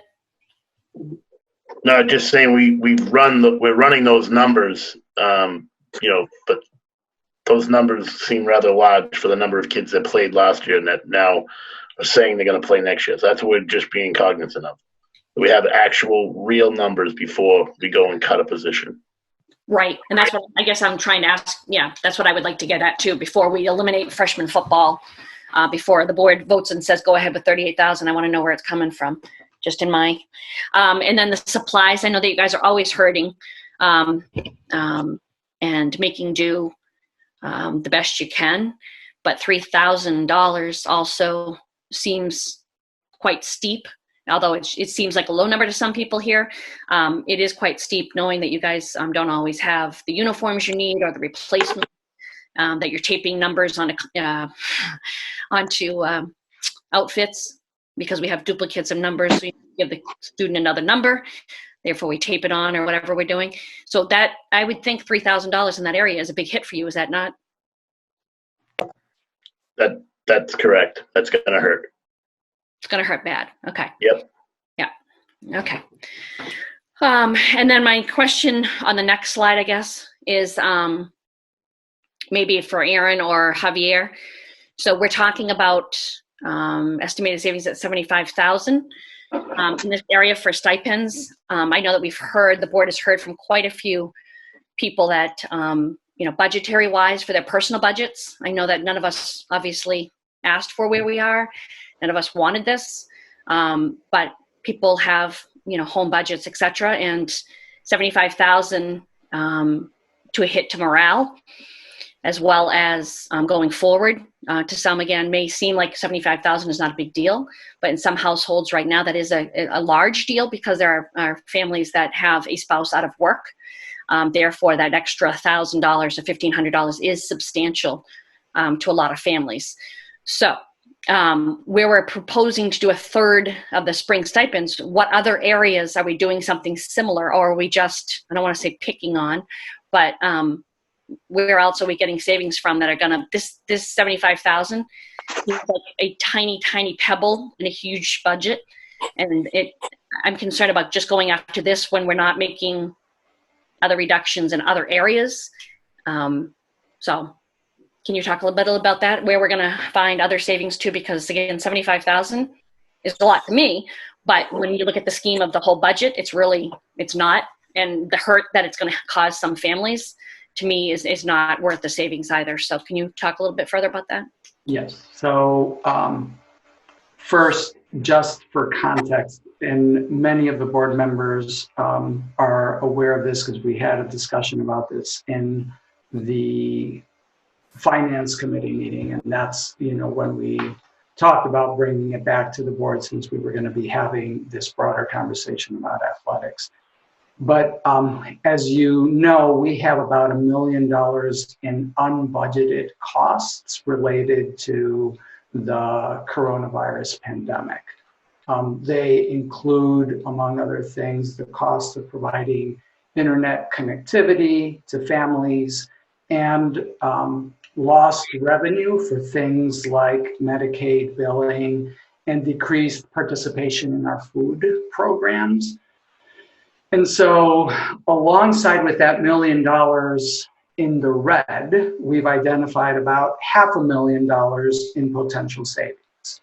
And one of those items for those potential savings, about 40% of that is coming from savings from the cancellation of the spring sports season. MPA canceled the sports season after every school district in the state of Maine responded to the Department of Education's recommendation and closed schools for the end of the year. So in essence, there's about $215,000 out of that $500,000, just short of $500,000 in possible savings that are coming from the cancellation. And of that, as you saw from the slide, about 75,000 of those $200,000+ are coming from the stipends. So while I hear your advocacy, I think there are people that might also wonder why we're paying anything for a season that was canceled. And so I think, first you raise the issue that many of our coaches count on this income as a part of their, part of their compensation. So it's part of their budget. And so that's one of the reasons that we wanted to at least have some payment for the coaches.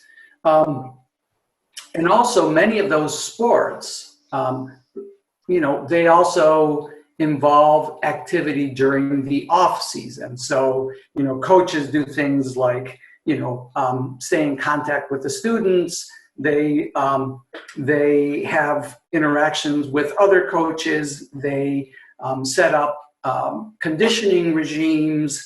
They monitor those. Some of them have sports camps that are outside of the season to keep the kids, connected and to recruit, future potential students and things along those lines.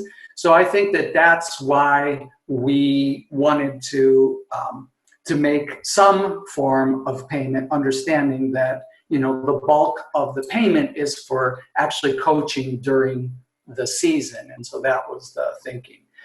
We, you know, as we tend to do with these things, tried to, you know, survey and understand from neighboring school districts what they actually have in place and what their plans were around compensation for their spring coaches.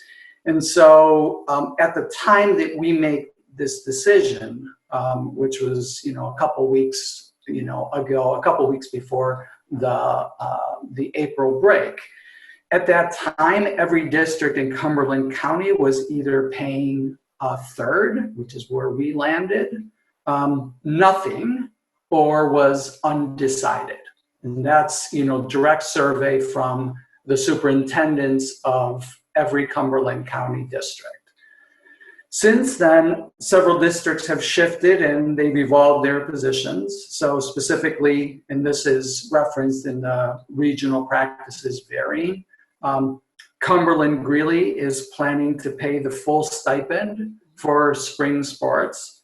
Gorham and Windham are paying 80% of the stipend to varsity coaches, 50% to assistant coaches, and 30% to middle school coaches. Cape Elizabeth is paying 50% to coaches if they can produce evidence that they actually had a preseason program. And several other districts are still formulating their positions. So that's the sort of the long response to your question is, you know, how did we decide what we decided, and, you know, how does that fit into the larger picture? So in addition to the 200,000 that I just described, we are, you know, we identified, and there's a slide in the packet from 416 of the Finance Committee, that we identified $20,000 in photocopying, $65,000 in suspending the crossing guard contract, $55,000 in suspending, well, this isn't suspending, just knowing that we will have less charges from Metro for transporting our high school students. So that's $55,000, $20,000 in gasoline, $20,000 that was not spent in board members going to the NSBA conference, $25,000 in overtime that we won't incur. So that's how we got to that $485,000. There's also $65,000 in field trips that, you know, that didn't happen, and athletics transportation that didn't happen as well. So that's how we got to the $485,000. So there's a slide in the April 16th Finance Committee packet that you can see has all of this broken out. So Javier, you just mentioned a whole bunch of cuts, but none of them sound as though they hit any kind of counted on salaries. When we talk about gasoline or canceled field trips, et cetera, all of those in the NSBA conference, none of those are really tied to someone taking a reduction. Is that correct? The crossing guards that don't have jobs. Okay. And so the crossing guards and these stipends would be the ones that would be correlation to people's income? Correct. Okay, and the crossing guards? Some overtime that people may have been counting on that they have not, that they have not done. And that also, as you know, some people factor their expectations for overtime into their budget. Okay. Because I do know that there's been quite a few boards that have met in the last week and a half that have approved 100% of their stipends. Not a lot. Cumberland Greeley is the only one in Cumberland County that is paying 100%. Okay. Yeah. So Cumberland County, because I heard about Kennebunk and some other ones that are paying 100%. So not necessarily in Cumberland County, but there are other districts across the state that are paying 100% from what I understand from other board. And there are some that are paying none. Okay. Which was the district that you said, Javier, was 100%, 50%? Can you tell me what that one was again? And so that seemed interesting. North Greeley. I don't know. I think it's North Cumberland. So Greeley is paying 100%, and then Gorham and Wyndham are paying 80% to their varsity coaches, 50% to their varsity assistants, and 30% to middle school coaches. And then Cape Elizabeth is paying 50% to coaches if they have evidence of a preseason program. And, you know, as I mentioned, there are several others that are still bringing their, you know, still having conversations, are undecided in essence. And in some cases, engaging with their Is there any way that, and again, you can't figure it out obviously right now, but the 80-50-30 scenario? I'm sure that Miranda is sitting in the wings just dying to tell you. I'm curious of what that would equate to, because 1/3 seems pretty steep. So I'm wondering at the 80-50-30 if that's, you know, not maybe more of a fair way to go. I don't know. I'm not looking at my crystal ball, but. So I want to be clear about one thing before we get too far into this. That decision that action has already been taken. So if you wanted to change that action, you would need to introduce a resolution today to do that. So I just want to be clear about that, you know, I've ascertained that is within my discretion as superintendent to make those reductions. And so obviously my discretion can be checked by the board at any time. And so in order to do that, you would have to introduce a resolution, because this is not up for a vote today. I'm explaining the reason we put this on the agenda was to make sure that I could make transparent how we went about making this decision, and then, you know, do whatever you want. Okay, so and maybe my own ignorance, I didn't realize you had already made this decision. So this is more of an FYI that you're doing it. I thought this was more of a conversation about areas that you were going, because in the past, while it has been, you know, and again, I trust you 150%, Javier, so it's not any, you know, reflection of your leadership whatsoever. But in the past too, when we've had to do, whether it be curtailments or reduction, it's been a conversation, you know, by the board and the superintendent to make sure that, you know, we all were on the same page. And, you know, you're obviously much closer to the numbers than we are, but in all the years I've been on the board, we've reached some really steep curtailment mid-year, and it's always been a board conversation. So I guess my own ignorance, I didn't realize you already did this, and that we're just now hearing of it because again, I'm used to the other model that we've always discussed it. So I guess I'm just a little. And I hear you, and I think it's important to also understand the context in which this is happening, right? We have $1 million in unexpected, you know, costs, and we have tried to be super transparent about this. And so we have, as those costs have been accruing, we have been updating the board. We have gotten into details with the finance committee. And when we were asked, what are some of the places that you have identified savings, that's when we brought this issue to the board, to the finance committee. And then the finance committee asked that we put it on the full board's agenda. And so that's what we're doing. So even though the action has already been taken, it's been announced, at any time the board can reverse course on that and then leave us with, you know, $75,000 more in unfunded costs that we would have to, you know, find elsewhere to be able to cover that. Okay, I guess I'm not going to harp on it, because I mean, we have a portion of the school board that's on the finance committee, and granted, we all should be tuning in, and I have not because for various reasons.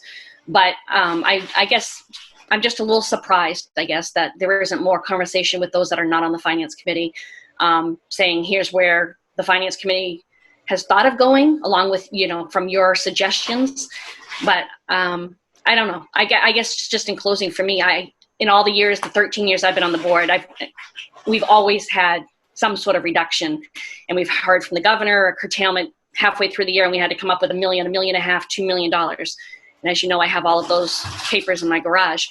But I'm just surprised, I guess. I feel a little excluded here if I'm not on the finance committee and if I'm not attending those meetings, that I had really no say in the matter. So I'm just. And I just want to emphasize that the finance committee didn't either. So I don't, I am not saying in any way, shape, or form that the finance committee actually made any of these decisions. The finance committee asked in its fiduciary role, asked how were we managing the unexpected costs. And so we made that visible to them. And, when they saw this one, and in response to concerns that they heard from constituents, they asked that we bring it to this meeting. And so that's why it's on the agenda. So I don't think you missed anything because you didn't go to the finance committee, because the finance committee, brought this here, and that's why it's an agenda item. Okay. Yeah. And I guess I'll just go back to, we all have the fiduciary duty, not just the finance members, but I'll stop there. I'm going to be quiet now for a minute. Thank you. Thank you, Ms. Thompson. We'll go to Ms. Morioni. Okay. No, I just had a clarifying question, and I couldn't find it in the meeting packet. Just wanted to know with regards to the current proposal. Well, based on what you were just explaining, Superintendent Botana, it sounded like it's not a current proposal. It's already been agreed upon. So maybe that language is a bit, it's not a proposal. So you're saying it's already been decided and done, right? I don't know that agreed upon is anything other than I'm not fighting with myself over it. Okay. So just to say, instead of a concurrent proposal, it's not a proposal, just for clarification. Okay, so moving along, I just wanted to know how many staff members it affects in terms of what makes up the total for 75,000. I'm going to defer to the ADs to help me with the details on that. If you give me 1 second, I can count them up. Yeah. And I think, to the, we have a process because, the spring sports are a little bit more clear, and we know that there are co-curriculars that have been ongoing all year and have been able to continue to meet and do work virtually, but there are some other instances. So we have a process ready to go that's been pending to kind of go through specifically, person by person with finance, with Miranda, to make sure we can affect it appropriately. So we haven't done that yet. We've been kind of having that pending, given the finance committee conversation that the superintendent referenced, and knowing that this was going to be agendized here. We didn't want to go ahead and affect it all and then reverse course per se. So we haven't done the specific count up, but we can give, if Rob wants to give a ballpark of the numbers, and we're happy to report out on that, provide that information ultimately. And that was my follow-up question, was around, it only affects the sports for stipends. It didn't affect other co-curricular stipends. That was a follow-up question. And I think that there may be some, I don't know, I'm going to ask Mike and Rob. So like spring plays, things along those lines, right? Yeah, we think there are just a small handful of potentially non-athletic ones that may be impacted that weren't able to accomplish, what they were charged with doing because of the closure. And so this, spring performances is an example. Right.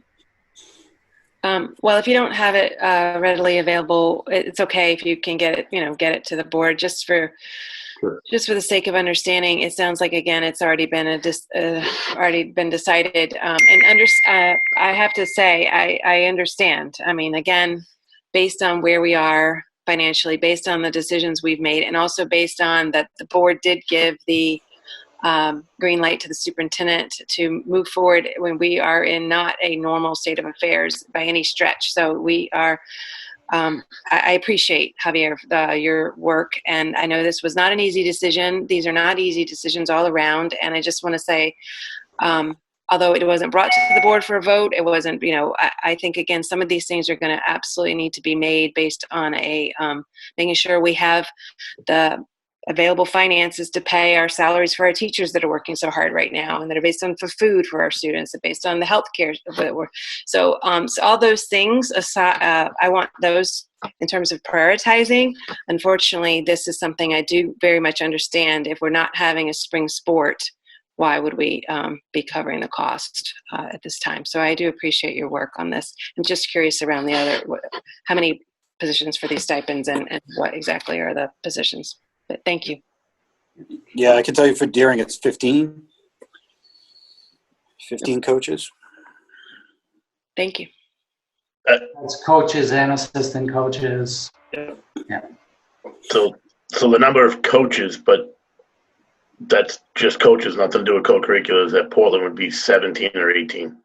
Mm-hmm. And we'll provide all that final information.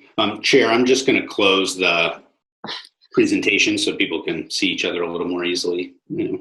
So.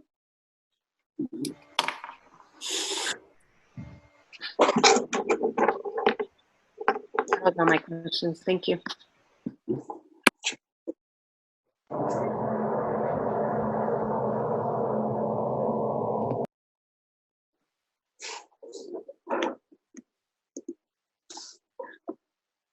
Oh, I can't hear Roberto.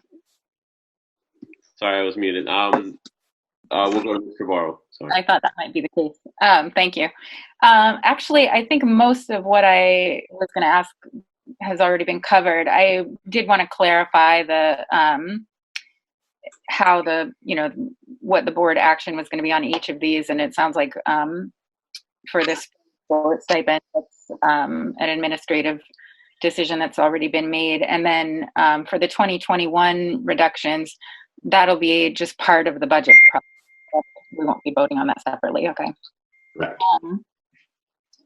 I think everything else was covered. I appreciate this. I think the reason that we don't have this come back before the board in a curtailment is a different situation because the board approves an overall budget, whereas this is a measure that's being made within the existing budget. So we already approved the fiscal year 20 budget, and this is an action that's being made to stay within that, actually. So that's, I think, why it doesn't get flagged for board approval. But I echo Marnie's sentiments. I appreciate the work that's gone into this. Obviously, these are not easy times, and we're facing things that we never thought we were going to have to even a couple months ago. So I appreciate Javier and everybody's work on this. Thank you. Thank you, Mr. Varro. We'll go to Ms. Figdor. Thank you, and I want to echo the appreciation and the acknowledgement that reducing stipends is not something we want to do. However, I support the superintendent's action to reduce them by a third. I wanted to confirm that for sports and other co-curriculars that are not meeting, that it's 1/3 across the board. And then I have a couple of additional questions. And I just want to be clear that the reduction is of 2/3, so they are being compensated 1/3, and that is across the board. So there's no assistants and varsity and middle school being any different. Thank you for that correction. And then just going back to, or looking ahead to the FY21 budget, my understanding is that the athletic budget has grown faster in recent years than the overall school budget.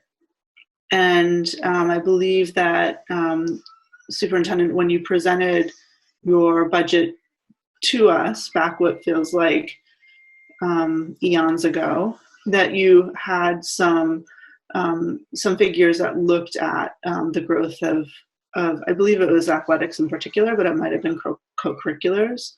compared to the overall budget, and that the growth is faster in athletics. Can you confirm if that is in fact the case?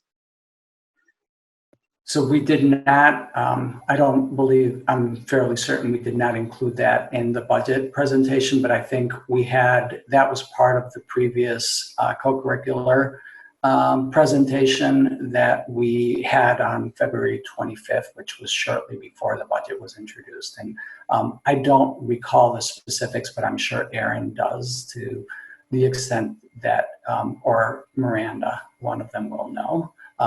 Whether the rate of increase has been higher than the district's overall budget. I don't know if Miranda has that off the top of their head. I don't have that off the top of my head right now. Miranda. I can confirm. Hello, I have appeared. I can pull it up if you want to give me a couple minutes to remind myself, but I do recall that it did increase faster, but I also recall, and please don't quote me on it, of course I'm being recorded, but I recall a fair amount of it was driven by transportation costs, which also grown quickly and more quickly than other parts of the district's budget over the past 10 years. So I can take a look as you guys continue the conversation and remind myself exactly what the specifics were, but that's my initial recollection. Great, that would be helpful if you can pull that up during the meeting or as follow-up. And then lastly, in terms of whether the board is involved in determining which stipends or having insight into which stipends are cut, I just want to, my memory also is in 2018 when we required cuts at a number of cuts, including cuts at in middle school electives and at the high school level. The board was not involved at all in understanding ahead of time what cuts would be made. And it was only in, much after the fact did we come to understand what cuts had been made as a result of that budget process. So just wanted to come back to that point. I personally don't think the board needs to be involved in the details of what stipends would be cut, because I think it's best that those decisions are made with all of the, in real time with all of the relevant data. Thank you. Thank you, Ms. Figdor. We'll go to we'll go to Mr. Burke. Okay, thank you. I just wanted to acknowledge the loss that is being discussed here, and we were experiencing so much of it with COVID-19. This is a punctuated moment of loss for the students that aren't participating in the sports, for the coaches that aren't coaching, and for the reductions in stipends. And I just want to name that and honor that. Thank you. Thank you, Mr. Burke. Mr. Atkinson. Thank you, Chair. Mr. Burke makes what I have to say a bit more difficult.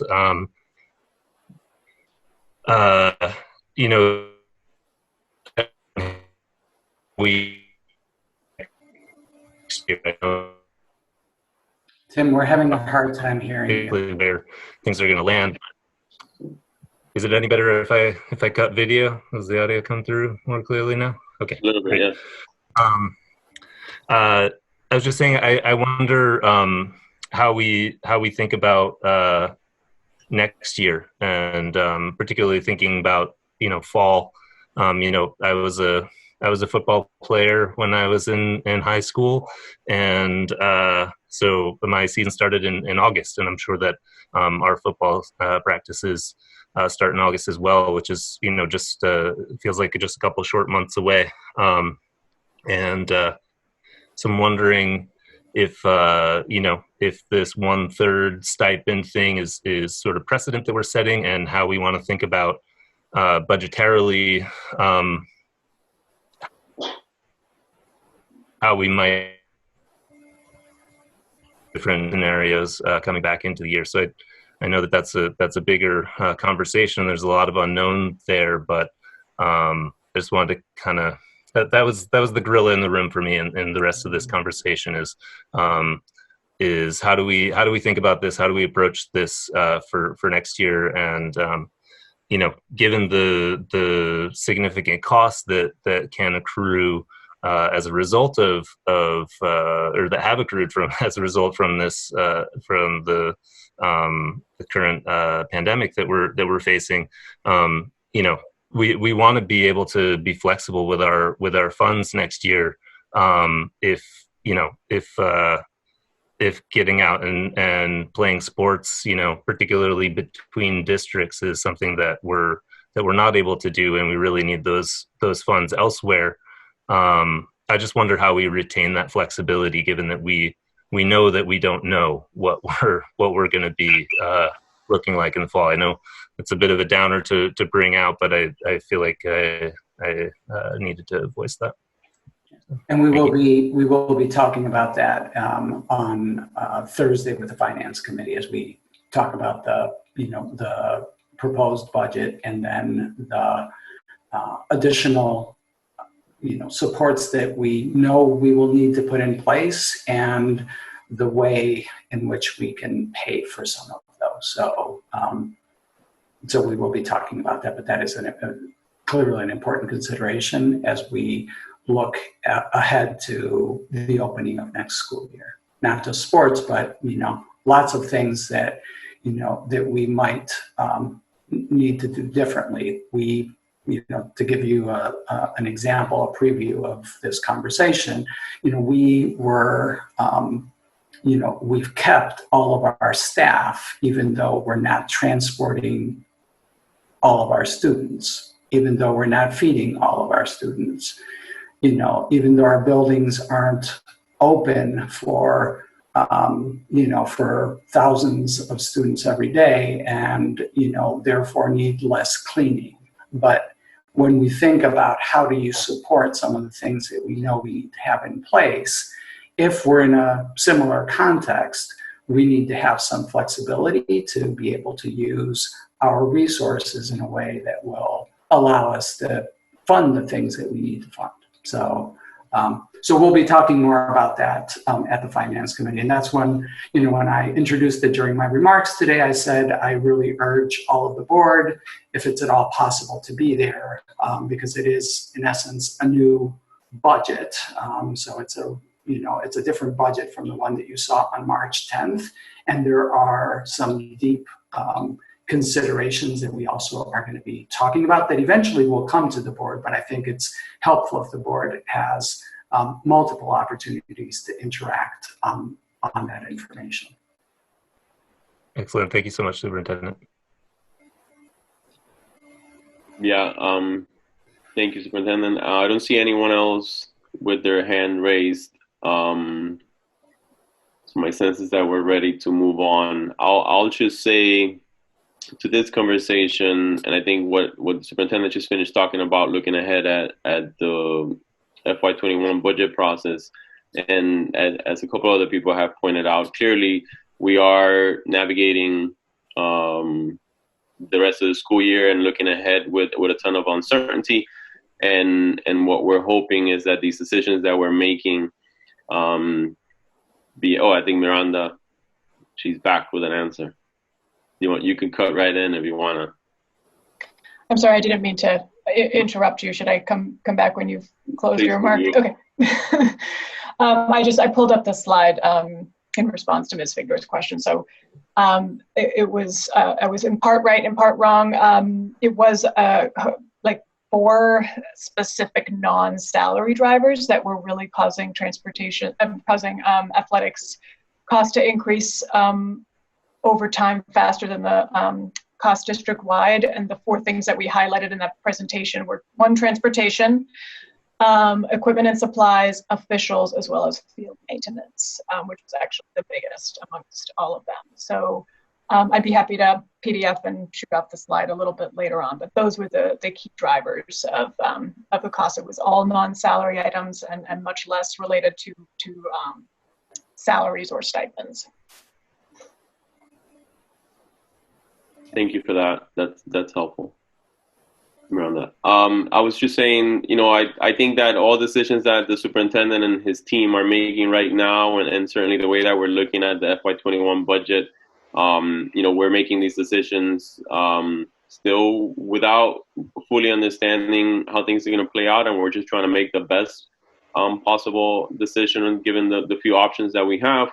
And that, say something like this, like only paying 1/3 of the spring stipends is by no means supposed to represent that we only, or that we don't value the work, the year-round work that these coaches do, or the role that they play in the district, but rather that it was one area that, given the current circumstances, that was an option for the superintendent to find some cost savings.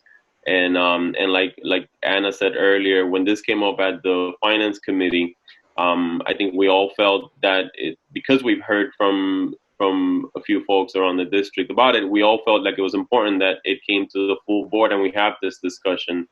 And again, to acknowledge that this is a difficult decision or a difficult position to be in, but that we all really want to understand why it's being done. And I think given the examples of our surrounding district is also really helpful context to understanding why we decided to go this route. I'll move us on to the next agenda item. And again, Javier, do you feel like you got the feedback from the board that you needed from this? I think so. Yes, thank you very much. Thank you. Okay, so we'll move on to old business. Old business. I have two screens, so I'm trying to be coordinated. Old business.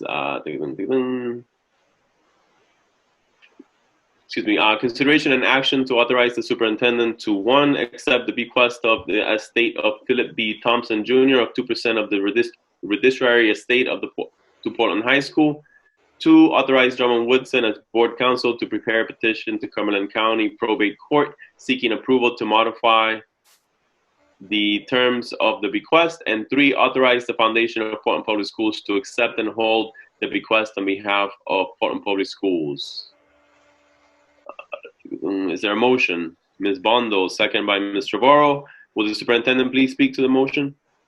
Yes, under the last will and testament of Philip P. Thompson Jr., Mr. Thompson's estate is to distribute 2% of the residuary, currently estimated about $21,000, to Portland High School for student scholarships for academic achievement and poetry.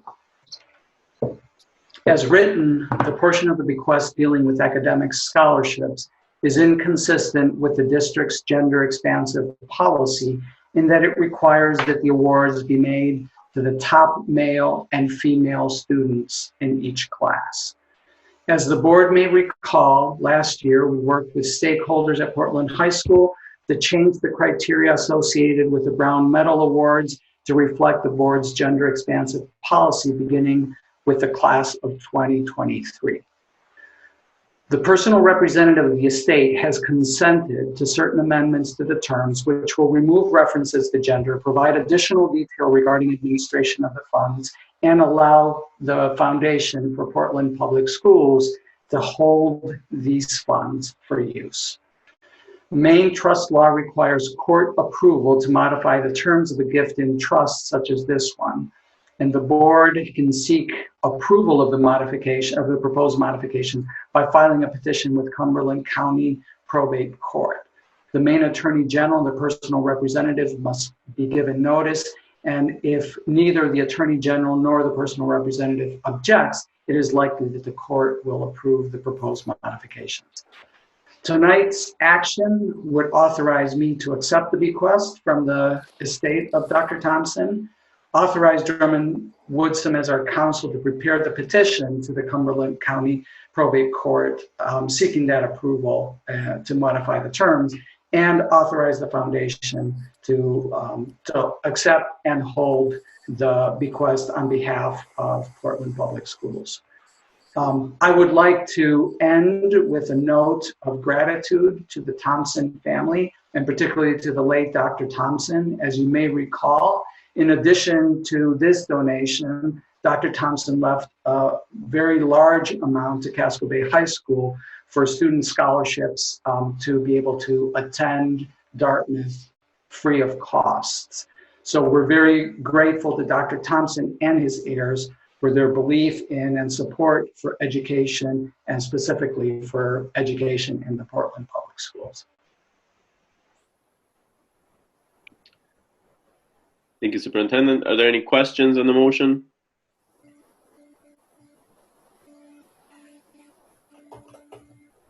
Seeing no, Mr. Balfons. Oops, sorry. Yeah, I just have a question about the third part of that, authorizing the foundation to accept and hold. Why is that there? What does that do?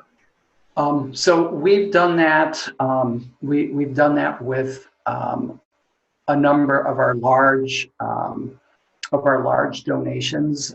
If you may recall, we have. I'm trying to think of the Rising Tide Award is one where a family has given us a significant amount of money to support sending, being able to pay for a student or a couple of students each year at Portland High School to be able to engage fully in the high school and not, so participate in extracurriculars and things along those lines and not have to work. So it basically is a payment of that nature. We have another one that pays for camp opportunities for students. We have another one at Reiki that awards grants to teachers and supports other activities that the school determines. And so in all of those cases, we have that money going directly to the foundation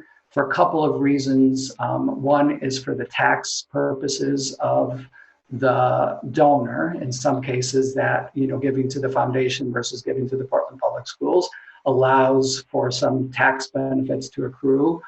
From our perspective, it makes the management of the donors more efficient in that, we know that we have somebody who's minding the reporting, informing the donor when there's a pertinent activity that they may want to attend and things along those lines.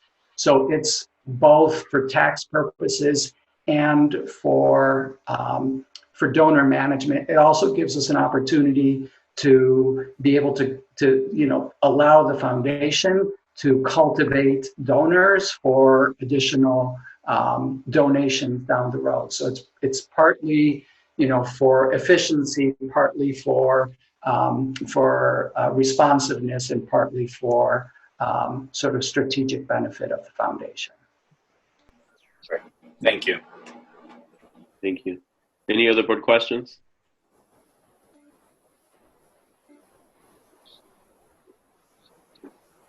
Seeing none, is there any public comment on the motion?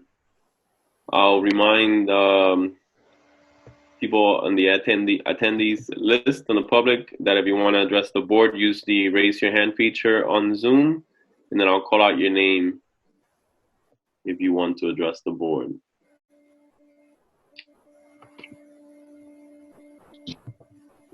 Seeing no public comment, is there any board discussion?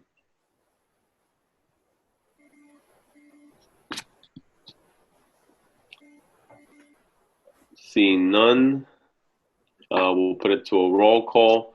Please indicate whether you're in favor of the motion, consideration and action to authorize the superintendent to, one, accept the bequest of estate of Philip B. Thompson Jr. of 2% of the residuary estate to Portland High School.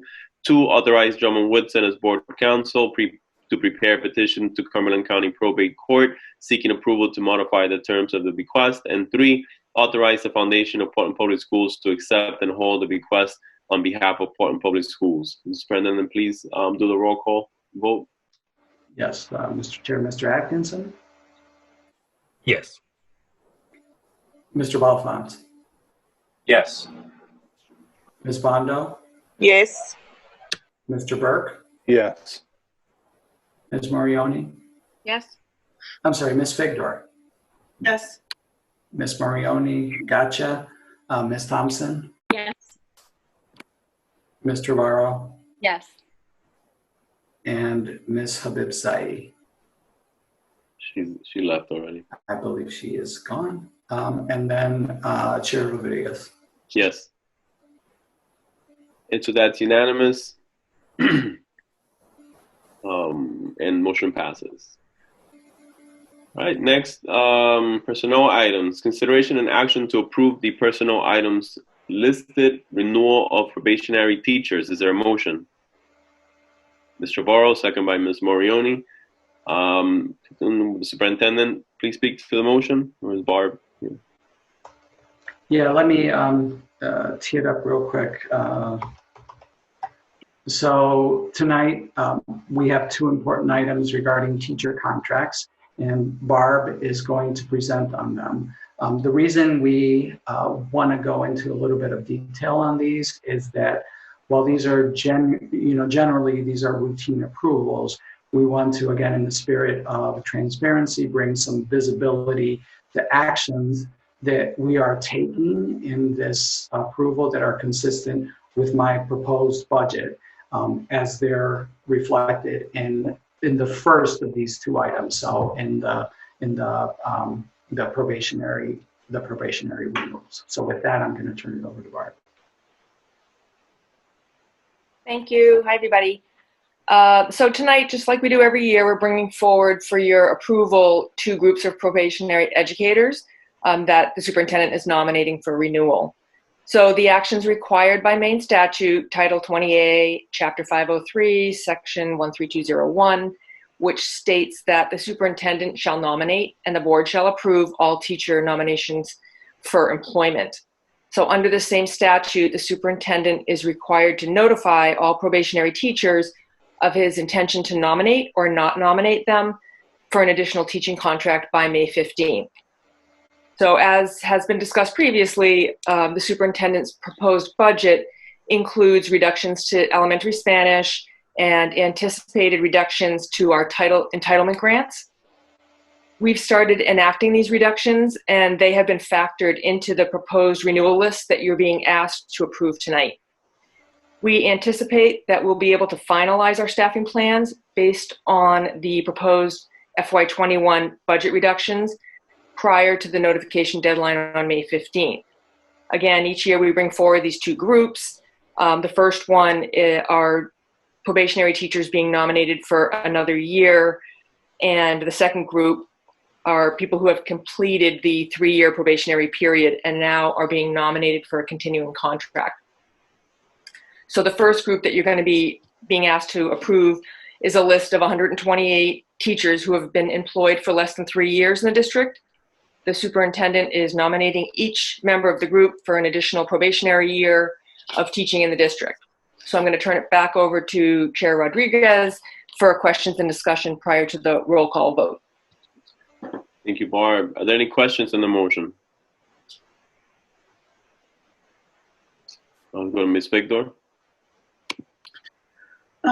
Given that it sounds like this list and the subsequent one are affected by reductions in the title grants, do you have a list of positions that are not included? I understand the world languages, but in addition to the world languages, do you have a list of what? Of who's not included in these lists? Specifically related to title? Yes. It's not available yet. So we're in discussion with that this week, and none of those folks are all still on this list. I see. Okay, thank you for that clarification. Thank you, Ms. Figdor. Any other questions on the motion?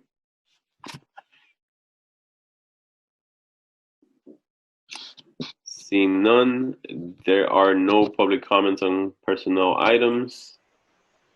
Any board discussion? Seeing none, and we'll approve by roll call vote. Please indicate whether you're in favor of approving the personnel items listed. Renewal of probationary teachers, please indicate. Mr. Atkinson? Yes. Mr. Balfons? Yes. Ms. Bondo? Yes. Mr. Burke? Yes. Ms. Figdor? Yes. Ms. Marioni? Yes. Ms. Thompson? Yes. Ms. Trevorrow? Yes. And Chair Rodriguez. Yes, that's unanimous. Next, consideration and action to approve the personnel items listed. Election of first continuing contract teachers. Is there a motion? Ms. Trevorrow, second by Mr. Atkinson. Superintendent, do you have separate setup for this one? I don't think so. Barb, anything? Just the second group in the packet there's 41 teachers. Those folks have completed their 3-year probationary period and are being nominated for continuing contract. Thank you. Are there any questions in the motion?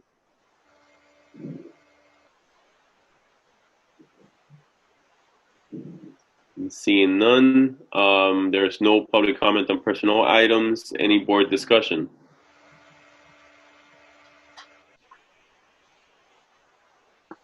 And seeing none, by roll call vote, please indicate whether you are in favor of approving the personnel items listed. Election of first continuing contract teachers, please indicate.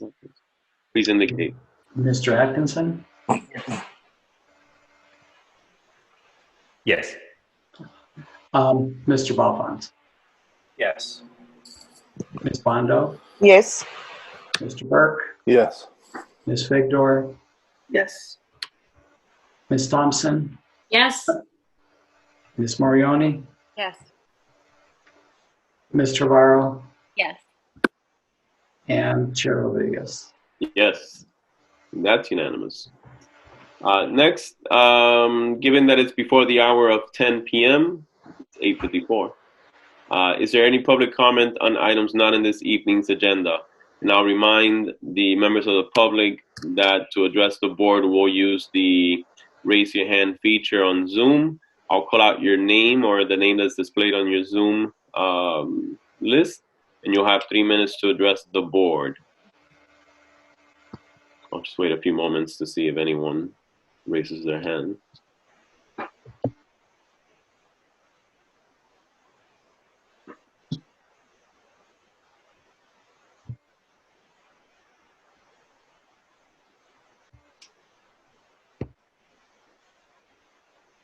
I don't see anyone, so we'll close the public comment and we'll move to adjourn the meeting. Is there a motion to adjourn the business meeting? Ms. Morioni, second by Mr. Atkinson. By roll call, please indicate whether you're in favor. Mr. Atkinson? Yes. Mr. Balfons? Yes. Ms. Bondo? Yes. Mr. Burke? Yes. Ms. Figdor? Yes. Ms. Marioni? Yes. Ms. Thompson? Yes. Ms. Trevorrow? Yes. And Chair Rodriguez. Yes, and so we've adjourned at 8:55 p.m. Thank you, everyone. Hanging out. Have a good night. Thank you. Thank you, Janet. Thank you, Henry.